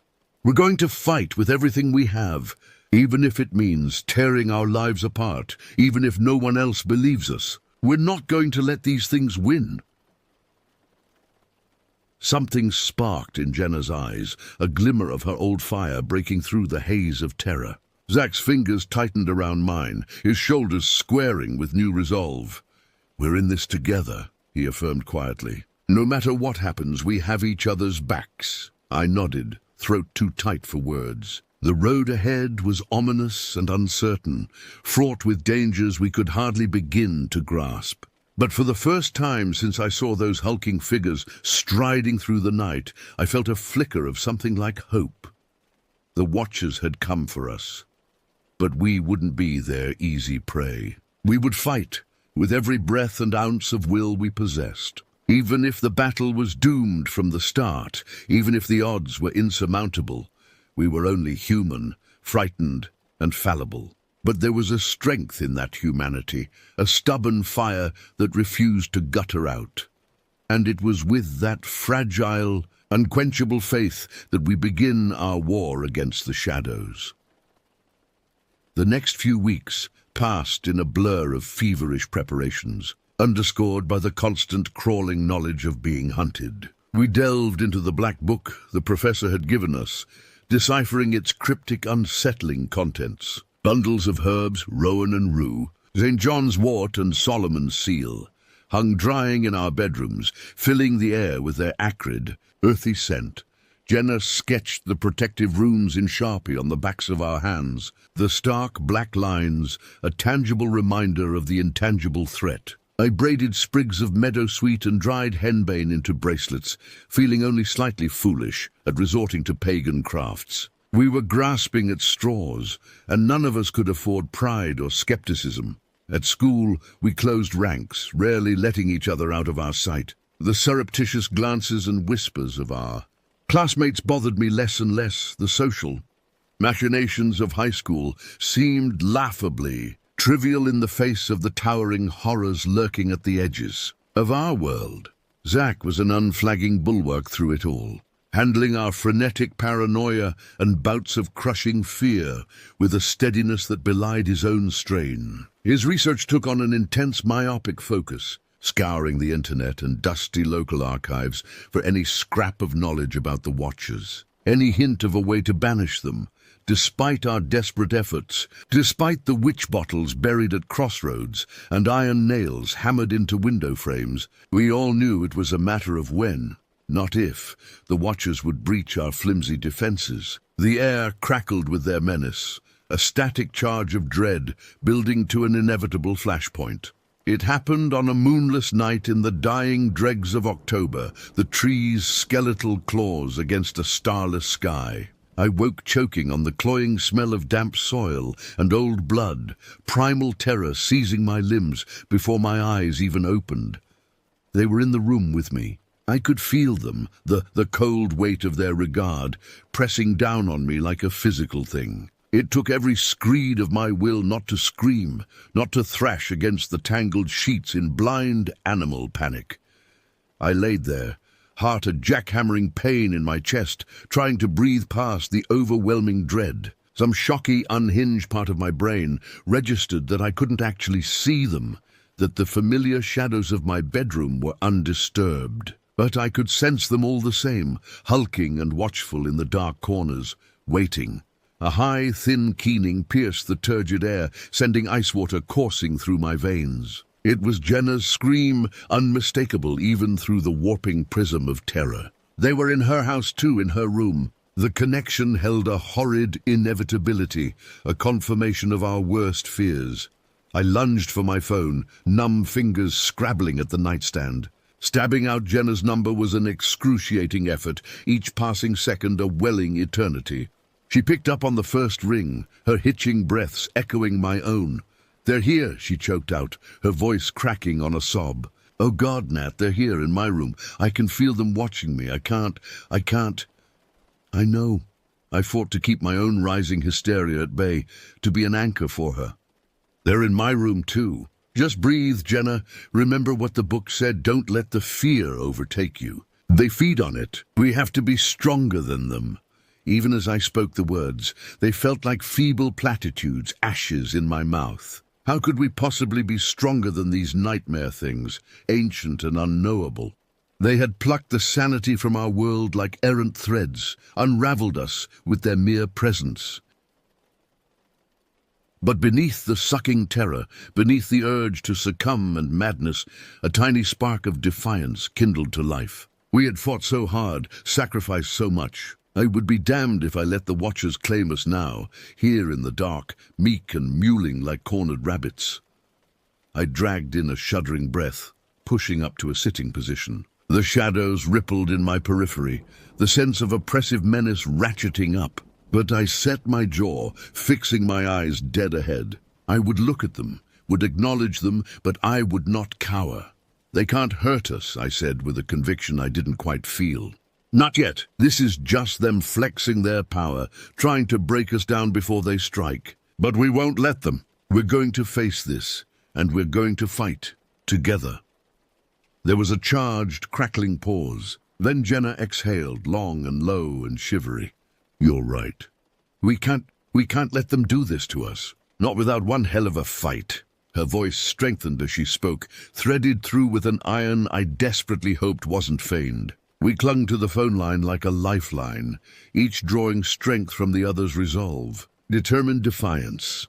We talked for hours, ignoring the looming presence of the Watchers, the skittering fear in our guts. Talked about everything and nothing. Childhood memories and half-baked dreams for the future, stubbornly human in the face of the other. It was near dawn by the time we finally fell into an exhausted doze. Still on the line, a tenuous connection against the pressing darkness. I didn't dream small mercies. When I awoke, one sunlight striping my disheveled bed, the Watchers were gone. But the greasy film of their presence lingered, an oily coating in my lungs and on my skin. I knew with leaden certainty that the respite was temporary, that they'd only retreated to regroup and plan their next attack. But we had weathered their first frontal assault, Jenna and I, looked into the abyss and, if not conquered it, then at least held our ground. It was a small victory in an uphill battle, but it was a victory nonetheless. I would take it, would cherish it, because I knew in the marrow of my bones that there would be precious few to come. The Watchers' nocturnal visit marked a turning point, an escalation we could no longer brush off or compartmentalize. This was no longer a haunting at the fringes of our lives. The threat had breached the sanctity of our homes, our beds. Nowhere was safe. A grim fatalism settled over Jenna and I in the wake of that endless night. We moved through the motions of our lives like automatons, jumping at shadows and going through prodigious amounts of concealer to mask the bruised crescents beneath our eyes. Every forced smile and casual conversation with our increasingly concerned parents and teachers felt like play acting. A mama's farce with our sanity as the stakes. But beneath the numbness, beneath the bone-deep exhaustion, a strange sort of resolve crystallized. The watchers had tipped their hand, shown us the extent of their violation. There could be no more illusions of control, no more half measures or wishful thinking. We were in the end game now, playing for keeps. It was time to take the battle to them. Zack, to his eternal credit, didn't so much as hesitate when I proposed my half-formed, undoubtedly reckless plan. His eyes held a glimmer of fear, quickly subsumed by determination and love. Always his unflagging love and belief, the thing I clung to like a holy relic. "Okay," he said simply, pulling me into the shelter of his arms. "We'll do this. We'll finish this one way or another." Preparations were made in furtive haste, the clock ticking down in our minds. Professor Wilkins blanched when I told her of our gambit, but to my surprise, she didn't try to dissuade us. "You're fighting for your lives, your souls," she said, something old and deeply weary in the furrows of her face. "There is no conventional wisdom for that. All I can offer is what meager knowledge I have and my sincere prayers." She pressed an antique skeleton key into my hand, the metal warm from her papery skin. Esoteric symbols were etched into its surface. The grooves stained a rusty brown that could have been age or something more sinister. "This is old magic," she murmured, closing my fingers over it. "Blood magic bound in sacrifice and sorrow. It may open doors better left closed, but perhaps that is exactly what you need." Her gaze held mine, fathomless and solemn. "Whatever you open, be sure you have the strength to close it again. The Watchers are not the only horrors to walk the shadows of our world." A chill rippled through me at her words, but I nodded, tucking the key away. We were far beyond the luxury of caution or circumspection. The horrors she spoke of were already here, dogging our steps. What was one more monster in the menagerie? The night we chose was dark and moonless, an inky shroud over the skeletal trees. It felt fitting, a macabre symmetry. Jenna and I walked with Zack to the crossroads where it had all begun, our hands linked in a shared tether against the fear. I could feel the Watchers pacing us among the trees, their eyeless gazes a cold prickle between my shoulder blades. They knew what we planned to do, could scent the stink of our terror and desperate bravado. But they held back, hovering just out of reach, letting us play out this last frantic gambit. Toying with us, secure in their supremacy. The crossroads were as unremarkable as I remembered. Packed dirt and scattered gravel, a faded stop sign tilted drunkenly to one side. But the air felt charged, electric, freighted with an unnatural heaviness. This was a liminal space, a thinning of the veil between worlds, where dark things could slip through the cracks. With shaking hands, I withdrew the skeleton key and Professor Wilkins' book from my bag. The weathered pages crackled as I flipped to the marked section, the words a jagged scrawl of ink and intent. Jenna and Zack flanked me, their presence a bolstering warmth against the night's chill. I began to read aloud, my voice trembling but clear in the tomb-like silence. The incantation was in a language I didn't recognize, guttural and harsh, scraping my throat like shards of glass. As I spoke, the key in my hand grew heavier, almost unbearably hot, the symbols glowing like embers. The Watchers drew closer as the ritual built, their forms solidifying from the shadows, towering and terrible. I could feel their hunger, their eagerness to rend and devour. But I didn't falter, the words pouring out of me in a steady stream, each syllable a hammer blow against the veil. With a final, wrenching phrase, I thrust the key outward, feeling the fabric of reality buckle and tear. A seam of blindingly bright light split the air before us, wider and wider, until it formed a yawning portal. And from that portal, stepping with a ponderous, earth-shaking weight, the Watchers emerged. In their full, horrific glory, they defied description. Vast and incomprehensible, man-shaped but grotesquely elongated, their darkness absolute and devouring. Empty pits for eyes bored into us, and a chorus of shrieking, staticky white noise poured from their gaping mouths. Jenna screamed, high and sharp with primal terror, and even Zack staggered back a step. But to my surprise, I felt a strange crystalline calm descend over me. The fear was still there, a gibbering thing clawing at the base of my skull, but it was subsumed beneath a pulsing, incandescent rage. These creatures had terrorized us, invaded our minds and our world, sought to make us prey. They didn't get to win, to break us so easily. Not while I still had breath and will to fight. I stepped forward, squaring my shoulders, the key brandished before me like a weapon. The watchers loomed, a wall of shadow and malice, but I could see the cracks in their armor now, the thinness behind the nightmare facade. "You don't belong here," I said, my voice ringing with a strength I hardly recognized. "This is our world, our lives. We won't let you take them. Not now, not ever." I began to chant once more, the banishing rite Professor Wilkins had marked out for us. Each word was a lash of force, a battering ram of intent. Jenna and Zack joined in, their voices twining with mine, rising in volume and conviction. The watchers shuddered and writhed, their forms shivering like heat haze. But they didn't retreat, instead surging forward with renewed fury. One lashed out with a sinuous, shadowy arm, and I braced for impact. But the blow never landed. Zack lunged in front of me, shoving me back and catching the full force of the attack himself. He crumpled bonelessly, his head cracking against the packed earth with a sickening thud. "Zack!" Jenna's agonized scream pierced the air, and she scrambled to his side, cradling his limp form.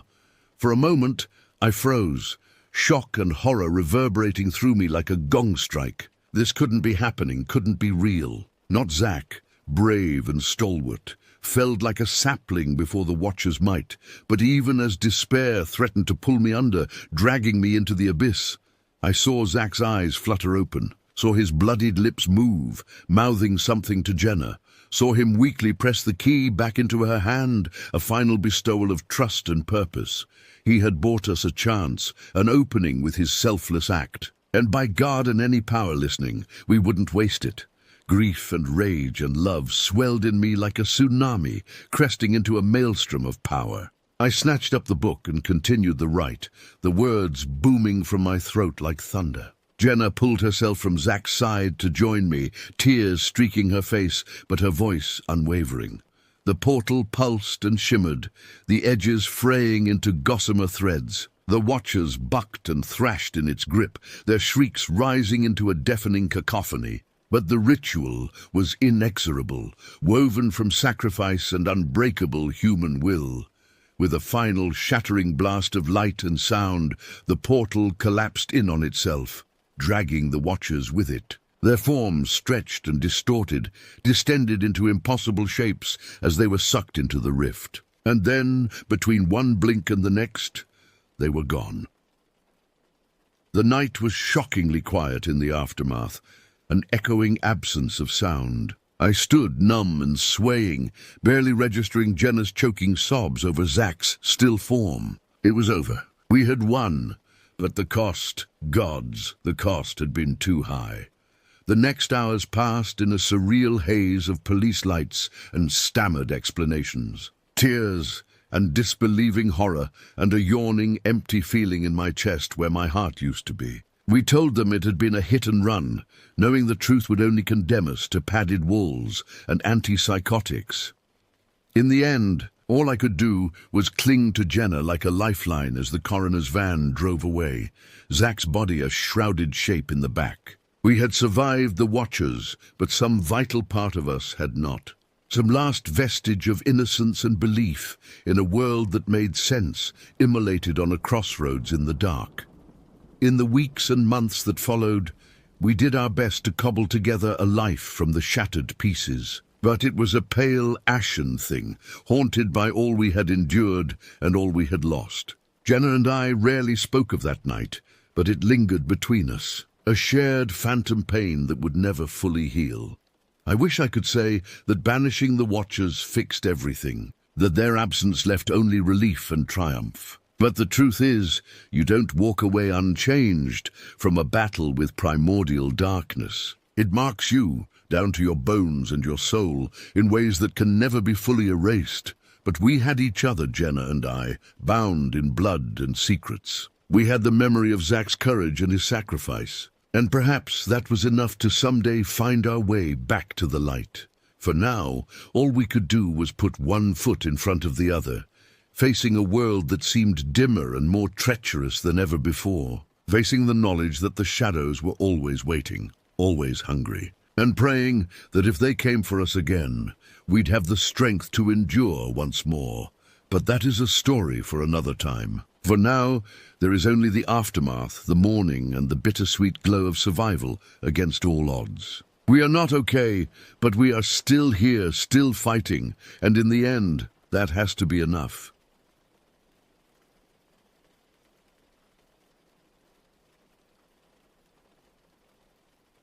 The small town of Oak Ridge, nestled where the rugged Appalachian Mountains met the sprawling flatlands of Middle Georgia. It was a place seemingly frozen in time, where moss-draped oak trees lined quiet streets and faded storefronts hinted at a bygone era of prosperity. I had moved there in the sweltering summer of 2020, seeking an escape from the chaos of city life and hoping to find inspiration for my writing. At first glance, Oak Ridge appeared quaint and charming, but as I settled into my rented cottage on the outskirts of town, I began to sense an undercurrent of unease. Hushed conversations would cease when I entered the local diner. Shopkeepers eyed me warily, as if unsure whether to welcome an outsider or shun me. Even the children seemed oddly subdued, their laughter muted as they played in overgrown yards. It was during those first lonely weeks that I met Mr. Wilkins. I had been struggling to start my lawnmower one sweltering afternoon when a weathered pickup truck rumbled to a stop in front of my house. Out stepped an elderly man, his deeply tanned skin etched with a lifetime of wrinkles. Despite his advanced age, he moved with surprising agility as he ambled over to where I stood, cursing at the uncooperative machine. "Having some trouble there, son?" he called out, a hint of amusement in his gravelly voice. I wiped the sweat from my brow and managed a sheepish grin. "You could say that. This old thing refuses to start." Mr. Wilkins introduced himself with a firm handshake, his calloused palm speaking to decades of manual labor. He was the very picture of a southern gentleman, jovial and kind-hearted, with a prominent belly straining against a faded flannel shirt and a salt and pepper mustache that twitched when he smiled. Within minutes, he had the lawnmower purring to life. As I thanked him profusely, Mr. Wilkins waved off my gratitude. "Think nothing of it, son. Always happy to lend a hand to a newcomer." His pale blue eyes twinkled as he added, "Though I reckon you might return the favor sometime. The missus and I could use some help around our place now and again if you're looking to earn a little extra cash."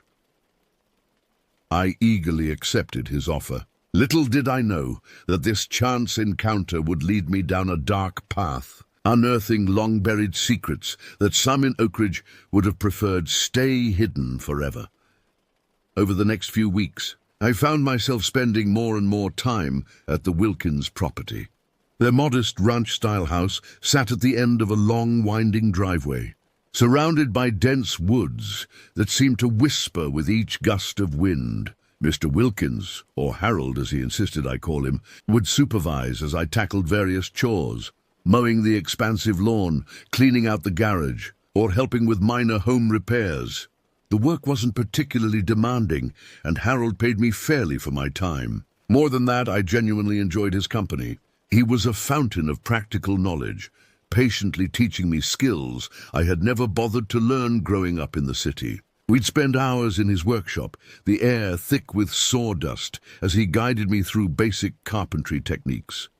It was during one of these sessions that I first noticed something odd. Harold had been showing me how to properly sand a piece of oak when he suddenly stopped mid-sentence, his eyes growing distant. For a long moment he stood motionless, his worn hands trembling slightly. When I called his name, he startled as if waking from a trance. "You all right there, Harold?" I asked, concerned by the ashen pallor of his face. He forced a smile that didn't reach his eyes.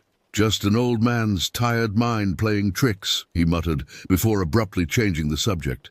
I brushed off the incident, chalking it up to his advanced age. But as the weeks wore on, I noticed these episodes occurring with increasing frequency. Sometimes Harold would trail off mid-conversation, his gaze fixed on something I couldn't see. Other times, I'd catch him staring into the woods with an expression of mingled fear and sorrow. His wife, Martha, seemed to share my concern. I often caught her watching Harold with worried eyes, her lips pressed into a thin line. Once, as I was leaving after a day's work, I overheard them arguing in hushed tones. "You can't keep bottling it up, Harold," Martha pleaded. "It's eating you alive. Maybe if you just talked about it." "There's nothing to talk about," Harold snapped, his usual good humor replaced by a harshness I'd never heard before. "It's in the past. Best left there." I hurried away, feeling like an intruder. But I couldn't shake the feeling that something dark lurked beneath the surface of Harold's affable exterior, something that threatened to break free after years of careful suppression. As summer faded into a crisp autumn, I found myself drawn deeper into the mystery surrounding the Wilkins family. The more time I spent with them, the more I sensed that they carried a heavy burden, one that had cast a long shadow over their twilight years. The day everything changed started like any other. I arrived at the Wilkins property early on a misty October morning, the trees ablaze with fall colors. Harold greeted me with his usual warmth, though I noticed the dark circles under his eyes, hinting at another restless night. "Got a special project for us today," he announced, leading me towards an old outbuilding at the edge of the property. As we approached, I saw it was an elongated structure stretching several hundred feet into the surrounding woods. Its weathered wooden frame and rusted tin roof spoke of decades of neglect. "Used to be a chicken house back in the day," Harold explained.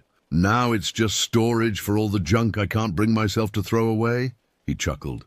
But there was an undercurrent of tension in his voice. As Harold swung open the creaking door, the musty scent of decay assaulted my nostrils. Shafts of pale sunlight filtered through holes in the roof, illuminating swirling motes of dust. The interior was a jumbled maze of cardboard boxes, rusted machinery, and forgotten relics of rural life. "Thought we might do some organizing," Harold said, his eyes roaming the cluttered space. "Never know what treasures we might uncover." We set to work, Harold directing me on where to move various items as I navigated the precarious piles. The task was tedious, but I found myself oddly fascinated by the glimpses into the past each box revealed. Faded photographs, outdated farm equipment, even a collection of arrowheads Harold's grandfather had amassed. It was as I hefted a particularly heavy cardboard box that disaster struck. The bottom, weakened by years of moisture, gave way suddenly. The contents spilled across the dirt floor with a cacophony of clattering metal and shattering glass. "I'm so sorry," I exclaimed, mortified by my clumsiness. I knelt to gather the scattered items, old tax documents, cassette tapes, antique Coke bottles, and a weathered box of .22 caliber bullets. "No harm done," Harold assured me, though his voice sounded strained.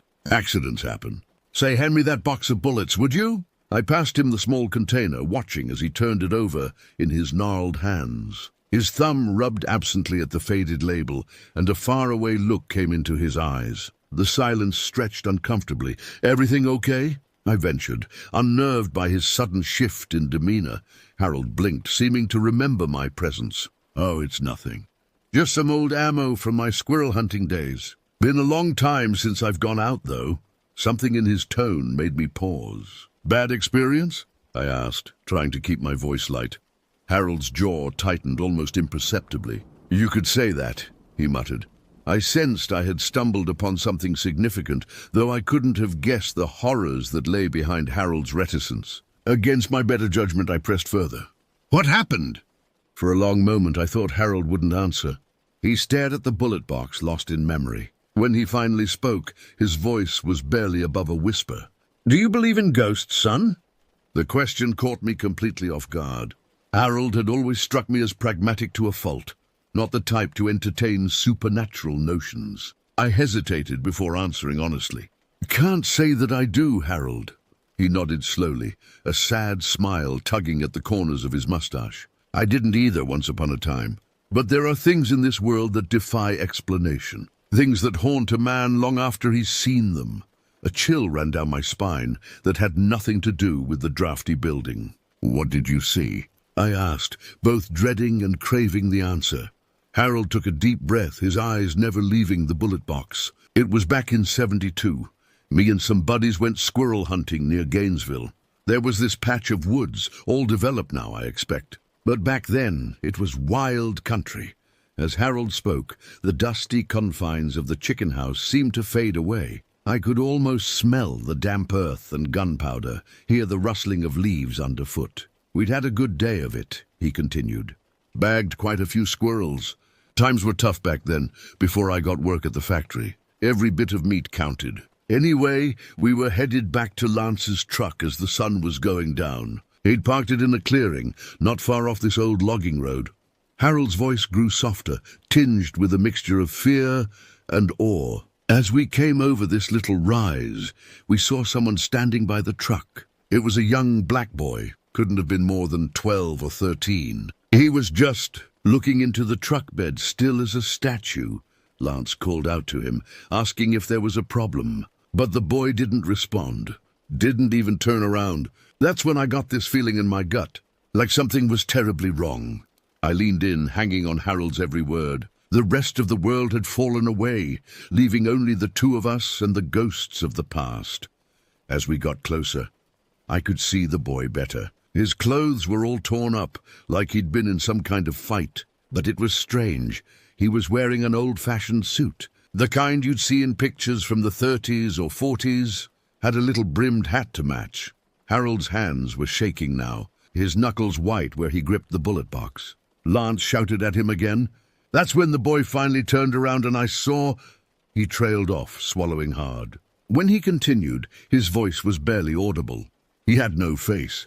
Where his eyes, nose, and mouth should have been, there was just nothing, smooth skin like it had never formed right. And then, quick as a blink, he was gone, vanished into thin air.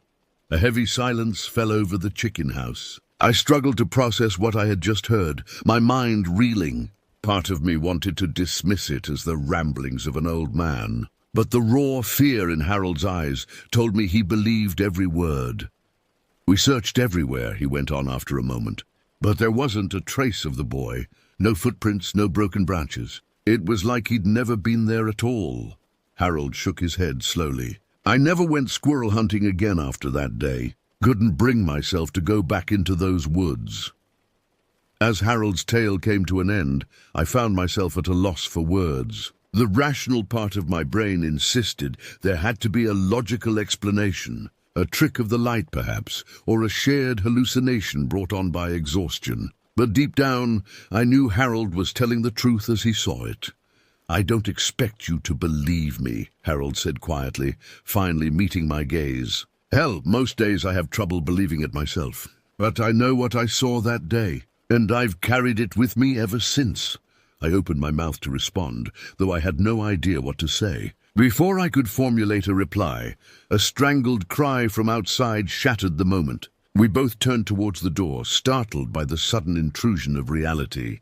"Harold!" Martha's voice tight with panic. "Harold, come quick." Without a word, Harold dropped the bullet box and hurried towards the exit. I followed close behind, my heart pounding. As we emerged into the wan autumn sunlight, I saw Martha standing at the edge of the woods, her face ashen. "What is it?" Harold called as we approached. "What's wrong?" Martha raised a trembling hand, pointing into the shadowy trees. I thought I saw... She broke off, shaking her head as if to clear it. Harold reached his wife, placing a steadying hand on her shoulder. "Saw what, dear?" Martha's eyes were wide with fear as she turned to her husband. "A boy," she whispered, "standing right there in the trees." But when I blinked, he was gone. I felt the blood drain from my face as Harold and I exchanged a look of dawning horror. Whatever dark history lay buried in these woods, it seemed determined to claw its way back into the light, and I had a sinking feeling that I was now irrevocably entangled in its web. The incident with Martha marked a turning point. The easy camaraderie I had shared with the Wilkins gave way to a palpable tension that hung in the air like wood smoke. Harold grew increasingly withdrawn, spending long hours in his workshop with the door firmly shut. Martha flitted about the house like a nervous bird, her eyes constantly darting to the tree line as if expecting some nightmarish apparition to materialize at any moment. I found myself torn between my growing concern for the elderly couple and an insatiable curiosity about the dark mystery that seemed to surround them. My writer's instinct screamed that there was a story here, one that went far beyond a simple, ghostly encounter in the woods. But every time I tried to broach the subject, Harold would change the subject with a forced joviality that did little to mask the fear in his eyes. As October gave way to November, an unseasonable cold snap descended on Oakridge.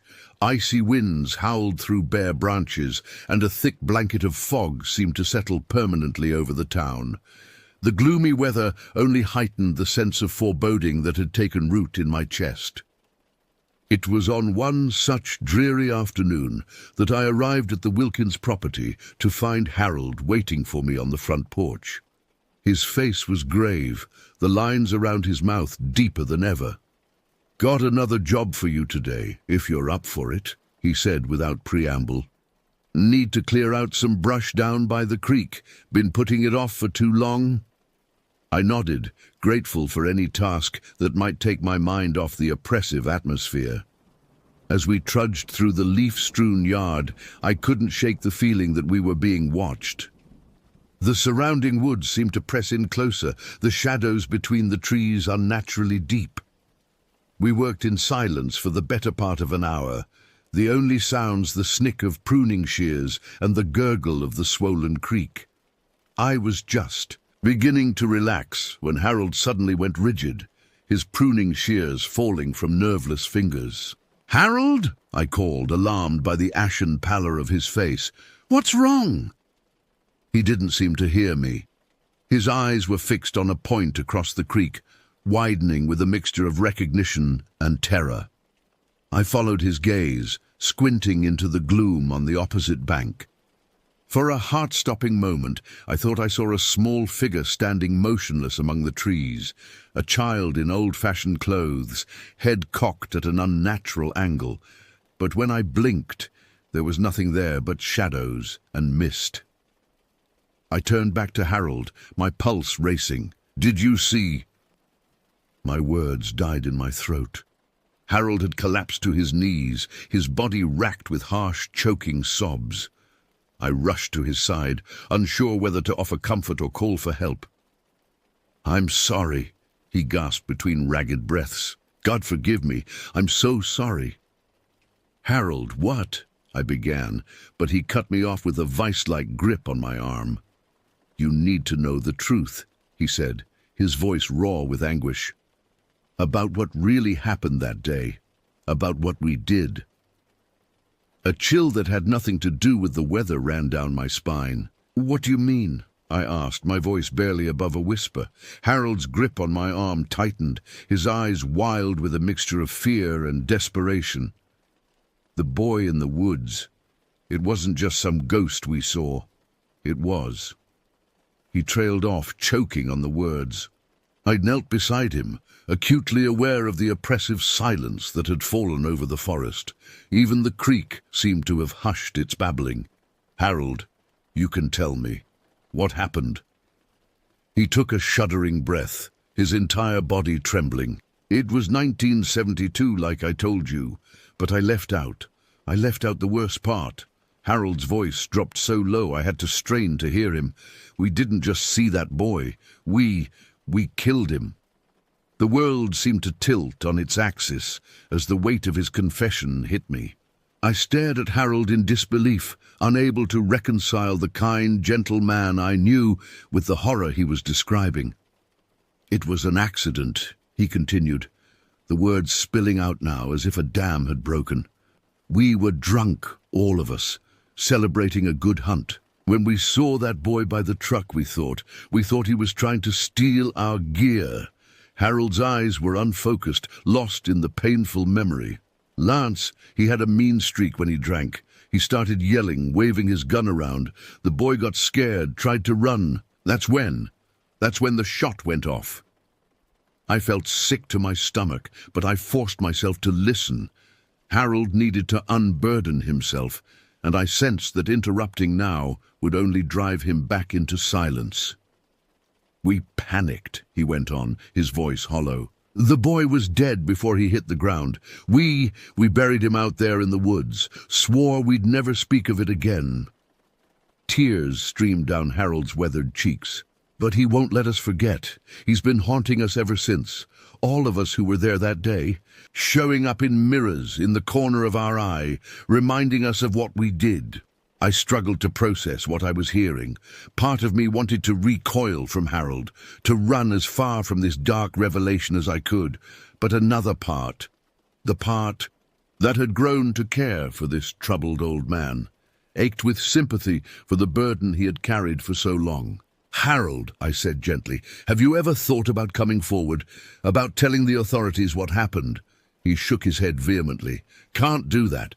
Made a pact, all of us. Besides, who'd believe us now? It was so long ago. Before I could respond, a blood-curdling scream shattered the eerie calm. It came from the direction of the house, Martha's voice, high and terrified. Harold and I exchanged a look of horror before scrambling to our feet. We raced back through the woods, branches whipping at our faces as we ran. As we burst into the clearing where the house stood, I saw Martha on the porch, her face ashen. What is it? Harold called as we approached. What happened? Martha pointed a trembling finger towards the old chicken house. I saw him, she whispered. The boy. He was standing right there, clear as day. And then he walked right through the wall. I felt the hairs on the back of my neck stand up. Despite my skepticism, despite everything I thought I knew about the world, I was beginning to believe that something truly supernatural was at work here. Harold's face had gone slack with fear. He's coming for us, he muttered. After all these years, he's finally coming to make us pay. As if in response to his words, an unnatural chill swept through the yard.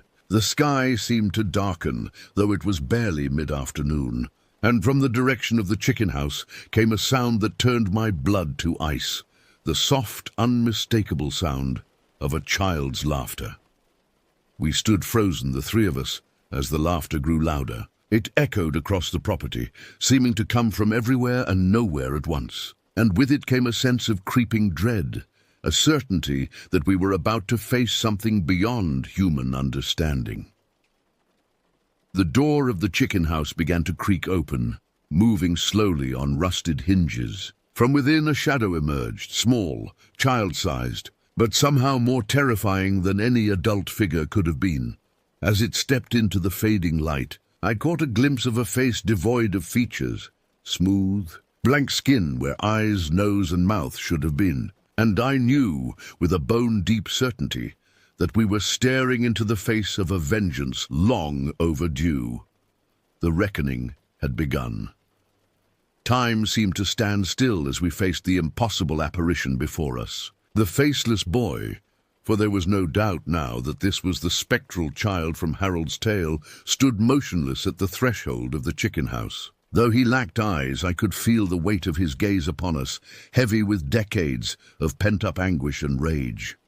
Martha let out a strangled whimper, her knees buckling. Harold caught her before she could fall, his own face a mask of terror and guilt. I wanted to run, to flee from this nightmarish scene, but my feet felt rooted to the ground. Suddenly, the boy raised a small, pale hand, pointing directly at Harold. When he spoke, his voice was a horrifying blend of childish innocence and otherworldly menace. You promised you'd never forget, the spectre intoned, the words seeming to bypass our ears and resonate directly in our minds. But you tried to bury me along with the truth. Harold's body shook with silent sobs. I'm sorry, he choked out. God help me, I'm so sorry. The boy took a step forward, and the very air around us seemed to grow colder. Sorry isn't enough, he said, his toneless voice filled with an eternity of pain. You took everything from me. My life, my future, my very identity. As he spoke, the blank expanse of his face began to ripple and shift. Features slowly emerged, wide, frightened eyes, a small nose, trembling lips. It was as if we were watching his final moments play out in reverse. Do you remember my name? The boy asked, his newly formed eyes boring into Harold. Do you remember who I was before you made me a secret to be buried? Harold shook his head helplessly, tears streaming down his weathered cheeks. I never knew. We never asked. Oh God, what have we done? The boy's face twisted in anguish, his form flickering like a faulty projection. I was Elijah, he said, his voice cracking. Elijah Thompson. I had a mama and a daddy who loved me. I had dreams, and you took it all away, because you were drunk and scared and stupid. I felt my own eyes welling up with tears at the raw pain in the child's voice. This was no mindless spirit bent on revenge. This was a soul trapped in eternal torment, denied the peace of a proper rest. What? What do you want from us? I managed to ask, surprised to find my voice still worked. Elijah's gaze shifted to me, and I felt the full force of decades of suffering wash over me. Justice, he said simply. Acknowledgement. To no longer be a dirty secret swept under the rug of history. Harold straightened up, his face etched with resolve despite his obvious terror. Tell me what to do, he said hoarsely. Whatever it takes to make this right, I'll do it. A sad smile played across Elijah's spectral features. It's too late for that, he said softly. But maybe it's not too late for others. With those cryptic words, Elijah's form began to fade, growing more translucent by the second. Just before he disappeared entirely, he locked eyes with me. Find the others, he whispered. Bring the truth to light. And then he was gone, leaving behind only a lingering chill and the heavy weight of unfinished business. For a long moment, none of us spoke. The normal sounds of the forest gradually returned. Birdsong, the rustle of leaves, the distant bark of a neighbor's dog. It was as if nature itself had been holding its breath during our supernatural encounter. Finally, Martha broke the silence with a choked sob. Harold, she said, her voice trembling, what have you done? Harold seemed to age a decade before my eyes, his shoulders slumping under the weight of his long-buried guilt. I've damned us all, he whispered. I shook myself out of my stunned stupor, trying to make sense of what we had just experienced. Harold, I said carefully, I think Elijah wants us to do something, to make this right somehow. Harold nodded slowly, his eyes distant. The others, he murmured. The ones who were there that day. They need to know. We need to come clean, all of us. Are they still alive? I asked, my mind already racing with the implications of what we were discussing. Some, Harold replied. Not all. Lance passed a few years back, but Tom and Reggie, they're still around. Living with the same guilt, I expect. I took a deep breath, steeling myself for what I knew needed to be done. We need to talk to them, I said firmly. And then we need to go to the authorities. Harold's head snapped up, fear etched across his features. No, he said sharply. We can't. The pact is what's keeping Elijah trapped here, I interrupted, surprised by my own vehemence. Don't you see? He can't rest until the truth comes out, until he's acknowledged. Martha placed a steadying hand on her husband's arm. He's right, Harold, she said softly. It's time. Past time. Harold closed his eyes, looking utterly defeated. When he opened them again, there was a glimmer of determination amid the fear and exhaustion. All right, he said quietly. All right, but God help us all when this comes to light. As the gravity of what we were about to undertake settled over us, I couldn't help but feel a mixture of dread and strange exhilaration. We were about to unearth a decades-old crime, to bring long-buried secrets into the harsh light of day. Lives would be upended, reputations shattered. But as I glanced back at the now empty space where Elijah's spirit had stood, I knew it was the right thing to do. The only thing to do, if we ever hoped to lay this restless spirit to peace. Little did I know that our journey into the dark heart of Oakridge's past was only just beginning. The horrors we had witnessed were merely the opening act in a tragedy that had played out over generations, its tendrils reaching far beyond a single act of drunken violence in the woods. As the sun began to set, casting long shadows across the Wilkins property, I steeled myself for the difficult days ahead. Whatever came next, I knew that nothing would ever be the same again, not for Harold and Martha, not for the town of Oakridge, and certainly not for me. The truth so long suppressed was finally clawing its way to the surface, and I had a sinking feeling that Elijah Thompson's restless spirit was just the tip of a very dark, very deadly iceberg. The following days passed in a blur of feverish activity. Harold, seeming to have aged a decade overnight, provided me with the names and last known whereabouts of Tom Jenkins and Reggie Calloway, the two surviving members of that fateful hunting party. Finding them proved to be a challenge. Both men had left Oakridge years ago, driven away perhaps by the weight of their shared secret. Tom Jenkins was the easier of the two to locate. He had settled in a small town just across the state line, where he ran a bait and tackle shop. When I called him, using the pretext of writing a local history book, his initial friendliness evaporated the moment I mentioned Harold Wilkins and the events of 1972. "I don't know what you're talking about," he said gruffly, his voice tight with barely concealed panic. "And I'd appreciate it if you never called here again." The line went dead before I could say another word. Reggie Calloway proved more elusive. It took nearly a week of digging through public records and making discreet inquiries before I tracked him to a rundown trailer park on the outskirts of Atlanta. By the time I made the 3-hour drive to confront him in person, my nerves were frayed to the breaking point. The Reggie who answered my knock bore little resemblance to the strapping young man in the faded photograph Harold had shown me. His face was deeply lined, his rheumy eyes sunken in their sockets. The stench of stale alcohol and unwashed clothing assaulted my nostrils as he peered at me suspiciously. "What do you want?" he growled, one hand gripping the doorframe as if for support. I took a deep breath, steeling myself. "Mr. Calloway, my name is David Turner. I'm here to talk to you about what happened in the woods outside Oakridge in 1972. The change that came over Reggie was instantaneous and terrifying. His bloodshot eyes widened in abject horror, and he stumbled backward into the dim interior of his trailer. "No," he muttered, shaking his head violently. No, you can't be here. He sent you, didn't he? The boy. He's come for me at last." I followed him inside, my heart pounding. The trailer was a cluttered mess of empty liquor bottles and crumpled fast food wrappers. Every available surface was covered with crucifixes, religious icons, and crudely drawn protective symbols. "Mr. Calloway," I said, trying to keep my voice calm, "I'm not here to hurt you. I just want to talk. Harold Wilkins." "Harold?" Reggie's head snapped up at the name. "You've spoken to Harold. Is he seeing him too?" I nodded slowly, a chill running down my spine. "The boy in the woods. Yes, Harold's seen him. We all have." Reggie collapsed onto a sagging armchair, his body racked with silent sobs. "I knew this day would come," he whispered.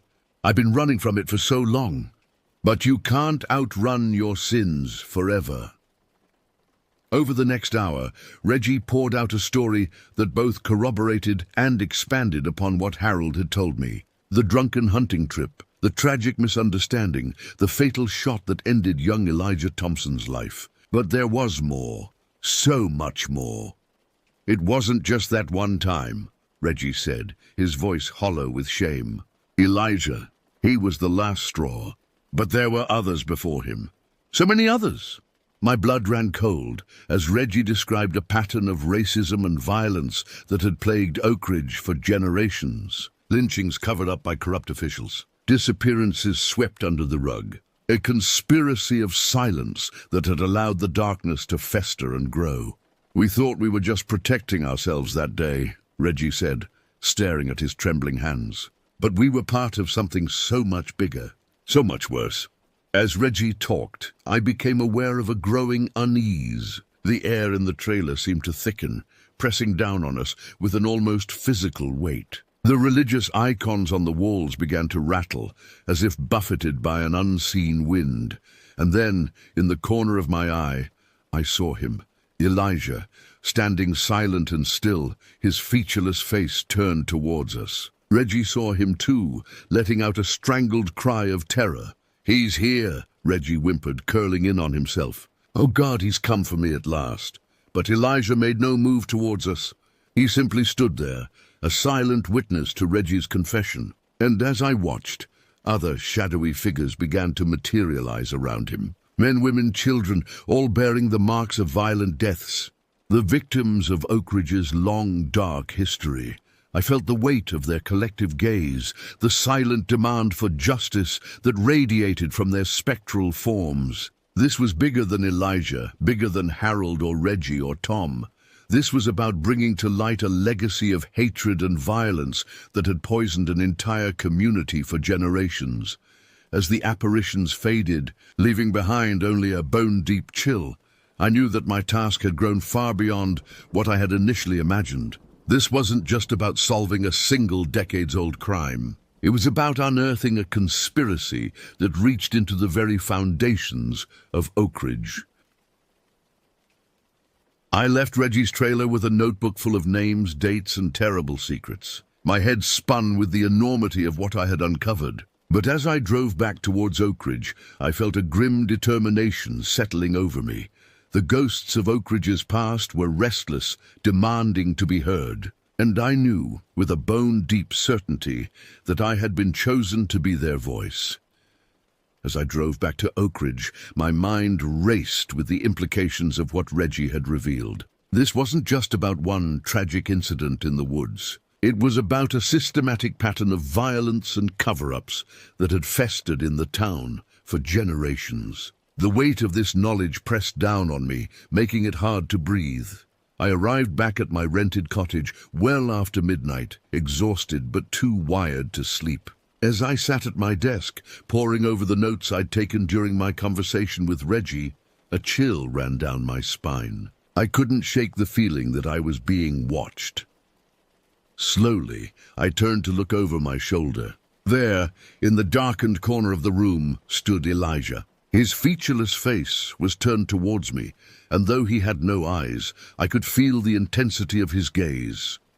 "What do you want from me?" I whispered, my voice trembling despite my best efforts to stay calm.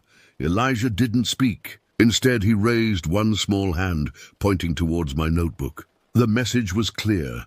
Keep digging. Keep uncovering the truth. As quickly as he had appeared, Elijah vanished, leaving behind only a lingering chill in the air.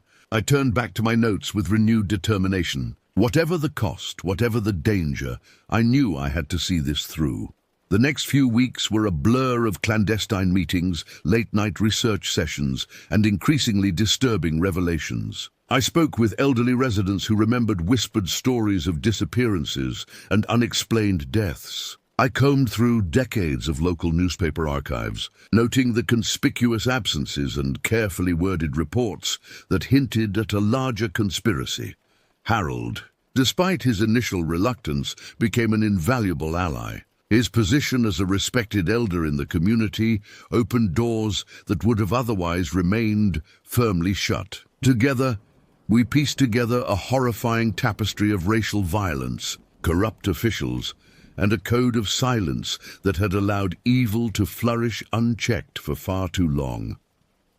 But as we delved deeper into Oak Ridge's dark history, I began to sense a growing resistance to our efforts. Anonymous phone calls in the middle of the night, warning me to stop asking questions. Hostile stares from people on the street who had once greeted me warmly. Even Harold reported that some of his oldest friends were suddenly avoiding him. The turning point came on a rainy Tuesday afternoon. I had just left the county records office, my briefcase bulging with photocopied documents that hinted at a series of suspicious land deals in the 1950s. As I approached my car, I noticed a figure leaning against the driver's side door. "You're stirring up a lot of trouble, Mr. Turner," the man said, his face hidden in the shadow of a wide-brimmed hat. Some folks around here think you'd be better off minding your own business." I tried to keep my voice steady as I replied, "The truth is everybody's business." The man chuckled, but there was no humor in the sound. "Truth's a dangerous thing in a town like Oak Ridge. You might want to consider that before you go digging any deeper."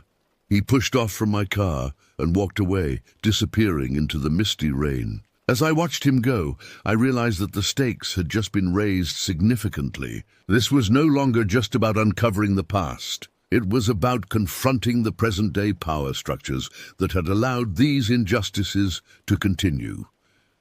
That night, as I sat in Harold's living room, sharing what I'd learned and discussing our next moves, Martha suddenly gasped. We turned to see what had startled her and found ourselves face to face with not just Elijah, but a whole host of spectral figures. Men, women, and children of various ages, all bearing the marks of violent deaths, filled the room with their ethereal presence. "They're all here," Harold whispered, his face ashen. "All the souls we've wronged over the years." As we watched in stunned silence, the ghosts began to fade away one by one. But Elijah remained, his blank face turned towards us in what felt like a silent plea. "We can't stop now," I said, my voice sounding stronger than I felt. "We owe it to them to see this through." Harold nodded slowly, his eyes never leaving the spot where Elijah stood. "Whatever it takes," he agreed. "We have to make this right." As Elijah's form finally dissipated, I felt a renewed sense of purpose flood through me. We were on a collision course with the darkest secrets of Oak Ridge, and I knew the path ahead would be fraught with danger. But with the weight of history and the silent support of the victims at our backs, I was determined to see justice done, no matter the cost. As our investigation deepened, so too did the sense of menace that seemed to permeate every corner of Oak Ridge. What had started as a quest to uncover the truth about one tragic incident had ballooned into something far more sinister and far-reaching. The pieces of the puzzle we had gathered painted a chilling picture. Oak Ridge, it seemed, had been built on a foundation of blood and secrets. The racist violence that had claimed Elijah's life was just the tip of the iceberg. Generations of town leaders had been complicit in a web of corruption that included everything from land theft to unsolved murders. But it was the discovery of a series of old ledgers in the basement of the town hall that truly blew the case wide open. Hidden behind a false wall and coated in decades of dust, these books contained meticulous records of bribes, blackmail, and worse. Names of prominent citizens, some still living, were linked to horrific crimes spanning nearly a century. As I pored over the damning evidence late one night, a noise from the hallway made me freeze. Footsteps, slow and deliberate, were approaching the room where I worked. My heart pounding, I quickly gathered the ledgers and slipped into a nearby storage closet, barely daring to breathe as the door to the office creaked open. Through a crack in the closet door, I watched as two figures entered the room. Even in the dim light, I recognized one as the current mayor, Thomas Blackwood. The other was a man I had never seen before, tall and lean, with a face like weathered stone. "It's gone too far," Blackwood was saying, his voice tight with anxiety. "This outsider and old man Wilkins are digging up things best left buried. We need to put a stop to it." The stranger's response sent a chill down my spine. "Leave it to me," he said, his tone as cold and emotionless as a snake. "I'll make sure they understand the consequences of poking their noses where they don't belong." As they left the room, I remained hidden, my mind reeling from what I had just witnessed. The corruption went all the way to the top, and now they were actively moving against us. The danger had suddenly become very real and very immediate. I managed to slip out of the town hall undetected, the incriminating ledgers tucked safely in my bag. But as I drove back to Harold's house, where we had set up our makeshift investigation headquarters, I couldn't shake the feeling that I was being followed. Harold's face grew grim as I recounted what I had overheard. "I was afraid it might come to this," he said, his voice heavy with resignation. In the old families, they've got too much to lose if the truth comes out. They'll do whatever it takes to keep their secrets. We need to go to the state authorities, I argued. This is bigger than just Oak Ridge now. But before Harold could respond, a rock came crashing through the living room window. Attached to it was a note, the message clear in its brutality: leave it alone or you're next.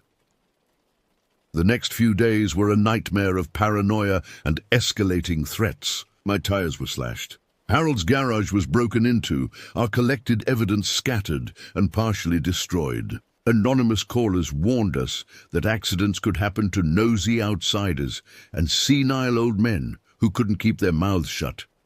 But far worse than the physical intimidation was the psychological toll. Everywhere we went, we felt watched. Neighbors who had once been friendly now turned their backs or hurried away when they saw us coming. The very air seemed charged with malevolent energy, as if the town itself was turning against us. And always, at the edges of our vision, we caught glimpses of Elijah and the other spectral victims. Their silent presence was both a comfort and a terrible reminder of the stakes we faced. It all came to a head on a moonless night in late November.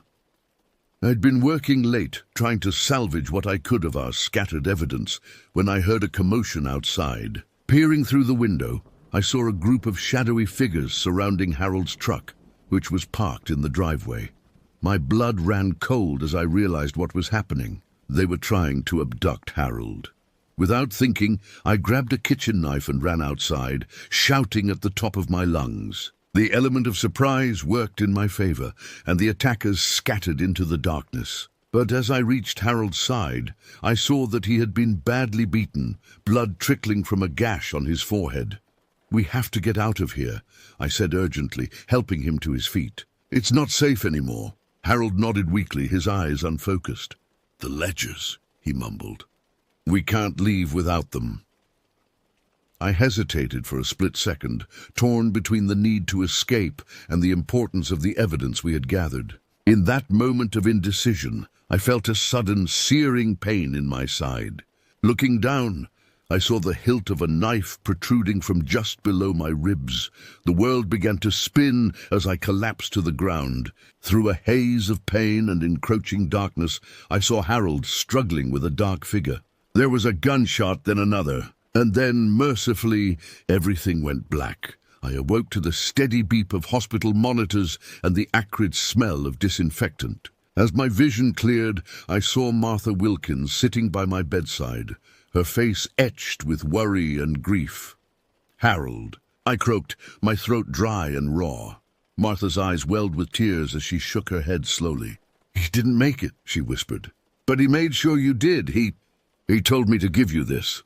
She pressed a small, cold object into my hand. As I looked down, I saw it was a USB drive, no doubt containing copies of the damning evidence we had collected. "It's up to you now," Martha said, her voice trembling. "You have to finish what Harold started. For Elijah. For all of them." As she spoke, I became aware of a presence in the room. Turning my head, I saw Elijah standing in the corner, his featureless face somehow conveying a mixture of sorrow and determination. In that moment, despite the pain and the grief and the overwhelming odds against me, I knew what I had to do. The truth about Oak Ridge had been buried for far too long, and it would take more than threats and violence to stop it from coming to light. With Harold's sacrifice fresh in my mind and the weight of countless unavenged souls on my conscience, I made a silent vow. I would see this through to the end, whatever the cost. The ghosts of Oak Ridge's past demanded justice, and I would be the one to deliver it. As Elijah's form faded away, I clutched the USB drive tightly, already formulating my next move. The battle for Oak Ridge's soul was far from over, and I knew that the darkest trials still lay ahead. The weeks following my release from the hospital were a blur of furtive meetings, sleepless nights, and constant vigilance. With Harold gone, I felt the full weight of our shared mission pressing down on me. The USB drive he had entrusted to me became my most prized possession. A digital Pandora's box containing the secrets that could bring down the corrupt power structure of Oak Ridge. But I knew that simply having the evidence wasn't enough. I needed a way to disseminate it widely and quickly before those who wanted to keep Oak Ridge's dark history buried could stop me. After much deliberation, I decided to reach out to an old college friend who now worked as an investigative journalist for a major national newspaper. Our meeting took place in a nondescript diner just outside of Oak Ridge. As I slid into the booth across from Jake, I couldn't help but scan the room nervously, half expecting to see the mayor's enforcer lurking in a corner. "You look like hell, David," Jake said by way of greeting, his eyes taking in the healing scar on my side and the dark circles under my eyes. "It's been a rough few months," I replied with a grim smile. "But I've got something big, Jake. Something that could blow the lid off one of the most insidious cover-ups I've ever seen." Over the next hour, I laid out everything we had uncovered. The decades of racial violence, the corrupt officials, the web of lies that had allowed evil to flourish unchecked in Oak Ridge for generations. Jake's eyes grew wider with each revelation, his reporter's instincts clearly sensing the magnitude of the story. "This is Pulitzer material, David," he said when I had finished. "But it's also incredibly dangerous. Are you sure you want to go through with this? These people have already tried to kill you once." I thought of Harold, of Elijah, of all the unnamed victims whose spirits cried out for justice. "I don't have a choice," I said quietly. "Too many people have suffered in silence for too long. It has to end." Jake nodded solemnly. "All right, give me the drive. I'll need a few days to verify everything and put together a comprehensive report. Once it's ready, we'll publish simultaneously in print and online. It'll be like dropping a bomb on Oak Ridge." As I handed over the USB drive, I felt a mixture of relief and trepidation. There would be no going back after this. Whatever happened next would change Oak Ridge and my life forever. The next few days were an agony of waiting. I holed up in a motel outside of town, jumping at every sound and half expecting to see Blackwood's enforcer kicking down my door at any moment. But the attack I feared never came.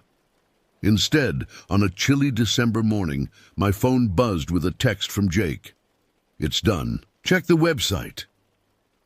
With trembling fingers, I pulled up the newspaper's homepage on my laptop. There it was, splashed across the screen in bold letters, "Centuries of Silence, Uncovering the Dark Secrets of Oak Ridge, Georgia." As I read through the meticulously detailed article, I felt a profound sense of vindication. Every horrible truth we had uncovered was laid bare for the world to see. Names were named, dates were cited, and the full scope of Oak Ridge's shameful history was exposed in unsparing detail. But my relief was short-lived. As news of the exposé spread, Oak Ridge erupted into chaos. Angry mobs gathered outside the homes of implicated officials. The police station was overwhelmed with calls demanding arrests and investigations. And through it all, I could sense an undercurrent of violence threatening to boil over at any moment. I knew I had to return to Oak Ridge to face whatever consequences my actions had wrought. As I drove into town, I was struck by how different everything looked. The quaint streets I had once found so charming now seemed sinister, hiding untold horrors behind their picket fences and manicured lawns. My first stop was the Wilkins house, where I found Martha sitting on the porch, a strange calm settling over her features. "It's finally over," she said as I approached. "Harold can rest easy now." "They all can." Before I could respond, a commotion down the street caught our attention. A crowd had gathered outside the mayor's house, their angry shouts carrying on the wind. As we watched, several police cars pulled up, and officers emerged with Thomas Blackwood in handcuffs. The sight filled me with a complex mixture of emotions. Satisfaction at seeing justice being served, but also a deep sadness for the pain and upheaval that was only beginning for the people of Oak Ridge. As twilight fell, I found myself drawn to the woods where it had all begun. Standing in the clearing where Elijah Thompson had lost his life so many years ago, I felt a profound sense of closure. The truth had finally come to light, and with it, the chance for healing and redemption. And then, in the gathering darkness, I saw them. Elijah and the other spirits, standing silently among the trees. But this time their postures were different. The anger and anguish that had haunted their spectral forms for so long had been replaced by something else. Peace. One by one, they began to fade away, their long vigil finally at an end. Elijah was the last to go. Just before he disappeared, I could have sworn I saw a smile on his once featureless face. As I stood alone in the darkening woods, a profound sense of emptiness washed over me. The ghosts that had driven me forward, that had haunted the corners of my vision for months, were gone. Their absence left a void that I wasn't sure how to fill. I made my way back to town, my footsteps heavy with exhaustion and the weight of all that had transpired. The streets of Oak Ridge were eerily quiet now, a stark contrast to the chaos of earlier. It felt as though the entire town was holding its breath, waiting to see what the dawn would bring. As I approached my rented cottage, a figure emerged from the shadows. My heart leapt into my throat, old fears surging to the surface. But as the person stepped into the glow of a streetlight, I recognized the weathered face of Tom Jenkins, the man I had confronted weeks ago about his involvement in Elijah's death. "I owe you an apology," Tom said, his voice rough with emotion. "And a thank you. What you've done. It's terrible and necessary all at once." I studied his face, seeing the mixture of relief and anguish etched into every line. "It wasn't just me," I said quietly. "Harold Wilkins paid the ultimate price for this truth to come out." Tom nodded solemnly. "I know, and I'll carry that guilt for the rest of my days. But maybe now we can start to make things right."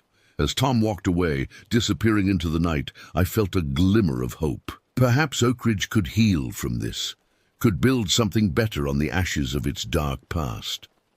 The next few weeks were a whirlwind of activity. State and federal investigators descended on Oak Ridge, combing through decades of records and interviewing countless residents. Arrests were made, long-buried crimes were brought to light, and the town's power structure was dismantled piece by piece. I found myself in the middle of it all, working with the authorities to ensure that every detail of our investigation was properly documented and acted upon. It was exhausting, often heartbreaking work, but I knew it was necessary if true justice was to be served. As winter gave way to spring, signs of change began to appear in Oak Ridge. A community meeting was held to discuss ways of honoring the victims of the town's dark history. Plans were made for a memorial to be erected in the town square, bearing the names of those who had suffered in silence for so long. I attended the groundbreaking ceremony for the memorial, standing at the back of the crowd as various speakers talked about healing and moving forward. As I listened, I felt a familiar presence at my side. Turning, I saw Martha Wilkins, her eyes glistening with unshed tears. "Harold would be proud," she said softly, reaching out to squeeze my hand. "You finished what he started. What we all should have done years ago." I swallowed hard, fighting back my own emotions. I couldn't have done it without him. Without all of you who were brave enough to speak up. As the ceremony concluded, I found myself walking through the town, taking in the subtle changes that were already visible. The hostile stares that had once followed me were gone, replaced by nods of recognition and sometimes even grateful smiles. It wasn't universal. There were still those who resented the upheaval I had brought to their lives, but it was a start. My wanderings eventually led me back to the woods, where it had all begun. Standing in the clearing where Elijah had died, I was struck by how ordinary it looked now. The oppressive atmosphere, the sense of lingering tragedy had lifted. As I turned to leave, a glint of metal caught my eye. Half buried in the undergrowth was an old, rusted .22 caliber bullet casing. With trembling fingers I picked it up, turning it over in my palm. Was this a relic of that fateful day in 1972, or simply a coincidence, a remnant of some long-ago hunting trip? In the end, I suppose it didn't matter. What mattered was that the truth had finally come to light. The ghosts of Oakridge's past could rest easy, their stories told at last. As I pocketed the bullet casing and made my way out of the woods, I felt a sense of completion wash over me. My work here was done. Oakridge would always be a part of me now, its dark history intertwined with my own story. But it was time to move on, to find new truths to uncover, new injustices to right. The sun was setting as I reached my car, casting long shadows across the town. And I took one last look at Oakridge. I thought I saw a flicker of movement at the edge of the woods. For a moment, just a moment, I could have sworn I saw Elijah standing there, a peaceful smile on his face. But when I blinked, he was gone. And this time, I knew he wouldn't be coming back. As I drove away from Oakridge, leaving its ghosts and secrets behind, I felt a mixture of sadness and hope. The road ahead was uncertain, but I knew that whatever challenges lay in wait, I would face them with the same determination that had carried me through the darkness of Oakridge. The truth, no matter how painful, always finds a way to the light. And sometimes it takes a stranger to illuminate the shadows that locals have learned to live with for far too long. 6 months after leaving Oakridge, I found myself sitting in a bustling coffee shop in Atlanta, staring at my laptop screen. The cursor blinked steadily at the top of a blank document, waiting for me to begin writing the book that would tell the full story of what had happened in that small Georgia town. I had been putting it off for weeks, unsure of how to capture the complexity of emotions and experiences that had defined my time in Oakridge. How could I possibly convey the weight of generations of secrets, the palpable presence of restless spirits, the courage of those who finally spoke up after decades of silence? As I pondered these questions, my phone buzzed with a new email notification. It was from Martha Wilkins, sending her weekly update on the ongoing changes in Oakridge. Her messages had become a lifeline of sorts, keeping me connected to the town and the people who had irrevocably altered the course of my life. Martha's news was mostly positive. The memorial in the town square was nearing completion. A Truth and Reconciliation Committee had been formed, giving voice to those who had been silenced for so long. There were still tensions, still those who resisted the new order of things. But progress was undeniable. She ended her email with a personal note that made my throat tighten with emotion. I visited Harold's grave yesterday. As I sat there talking to him like I always do, I felt a sense of peace come over me. It was like a weight had been lifted, not just from me, but from the whole town. I know in my heart that Harold is resting easy now, and so are all the others who carried these burdens for so long. Thank you, David, for helping to make that possible. As I read Martha's words, I felt a renewed sense of purpose. The story of Oakridge needed to be told, not just for those who had suffered, but for anyone who had ever felt powerless in the face of entrenched injustice. It was a reminder that the truth, no matter how deeply buried, could always find its way to the light. With a deep breath, I placed my fingers on the keyboard and began to type.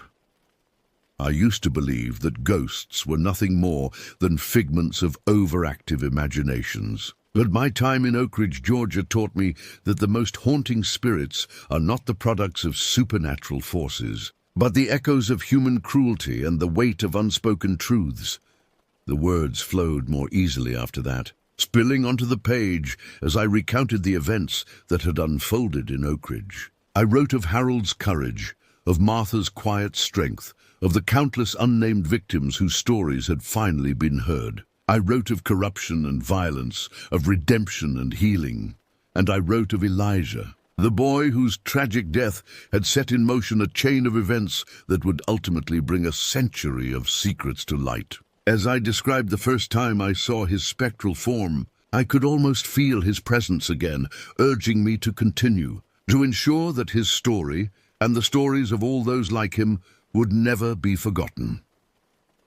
Hours passed unnoticed as I wrote, the coffee shop emptying around me as evening fell. When I finally looked up from my screen, I was surprised to see that night had come. But more than that, I was struck by a profound sense of lightness. The act of putting it all down on paper, of giving form to the swirling mass of memories and emotions, felt cathartic. As I packed up my things to leave, a young woman at a nearby table caught my eye. She had been watching me, and now she approached with a hesitant smile.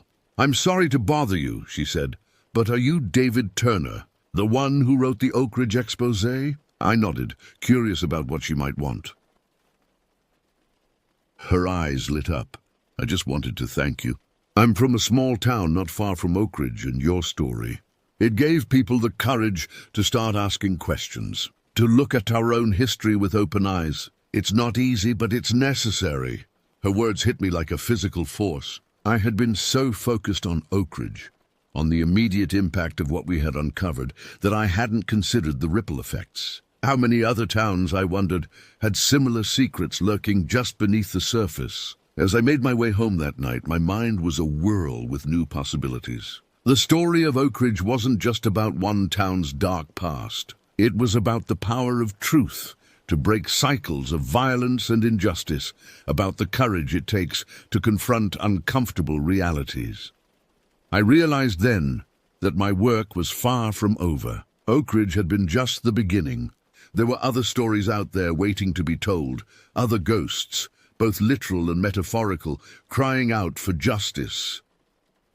Sitting down at my desk at home, I opened my laptop once more.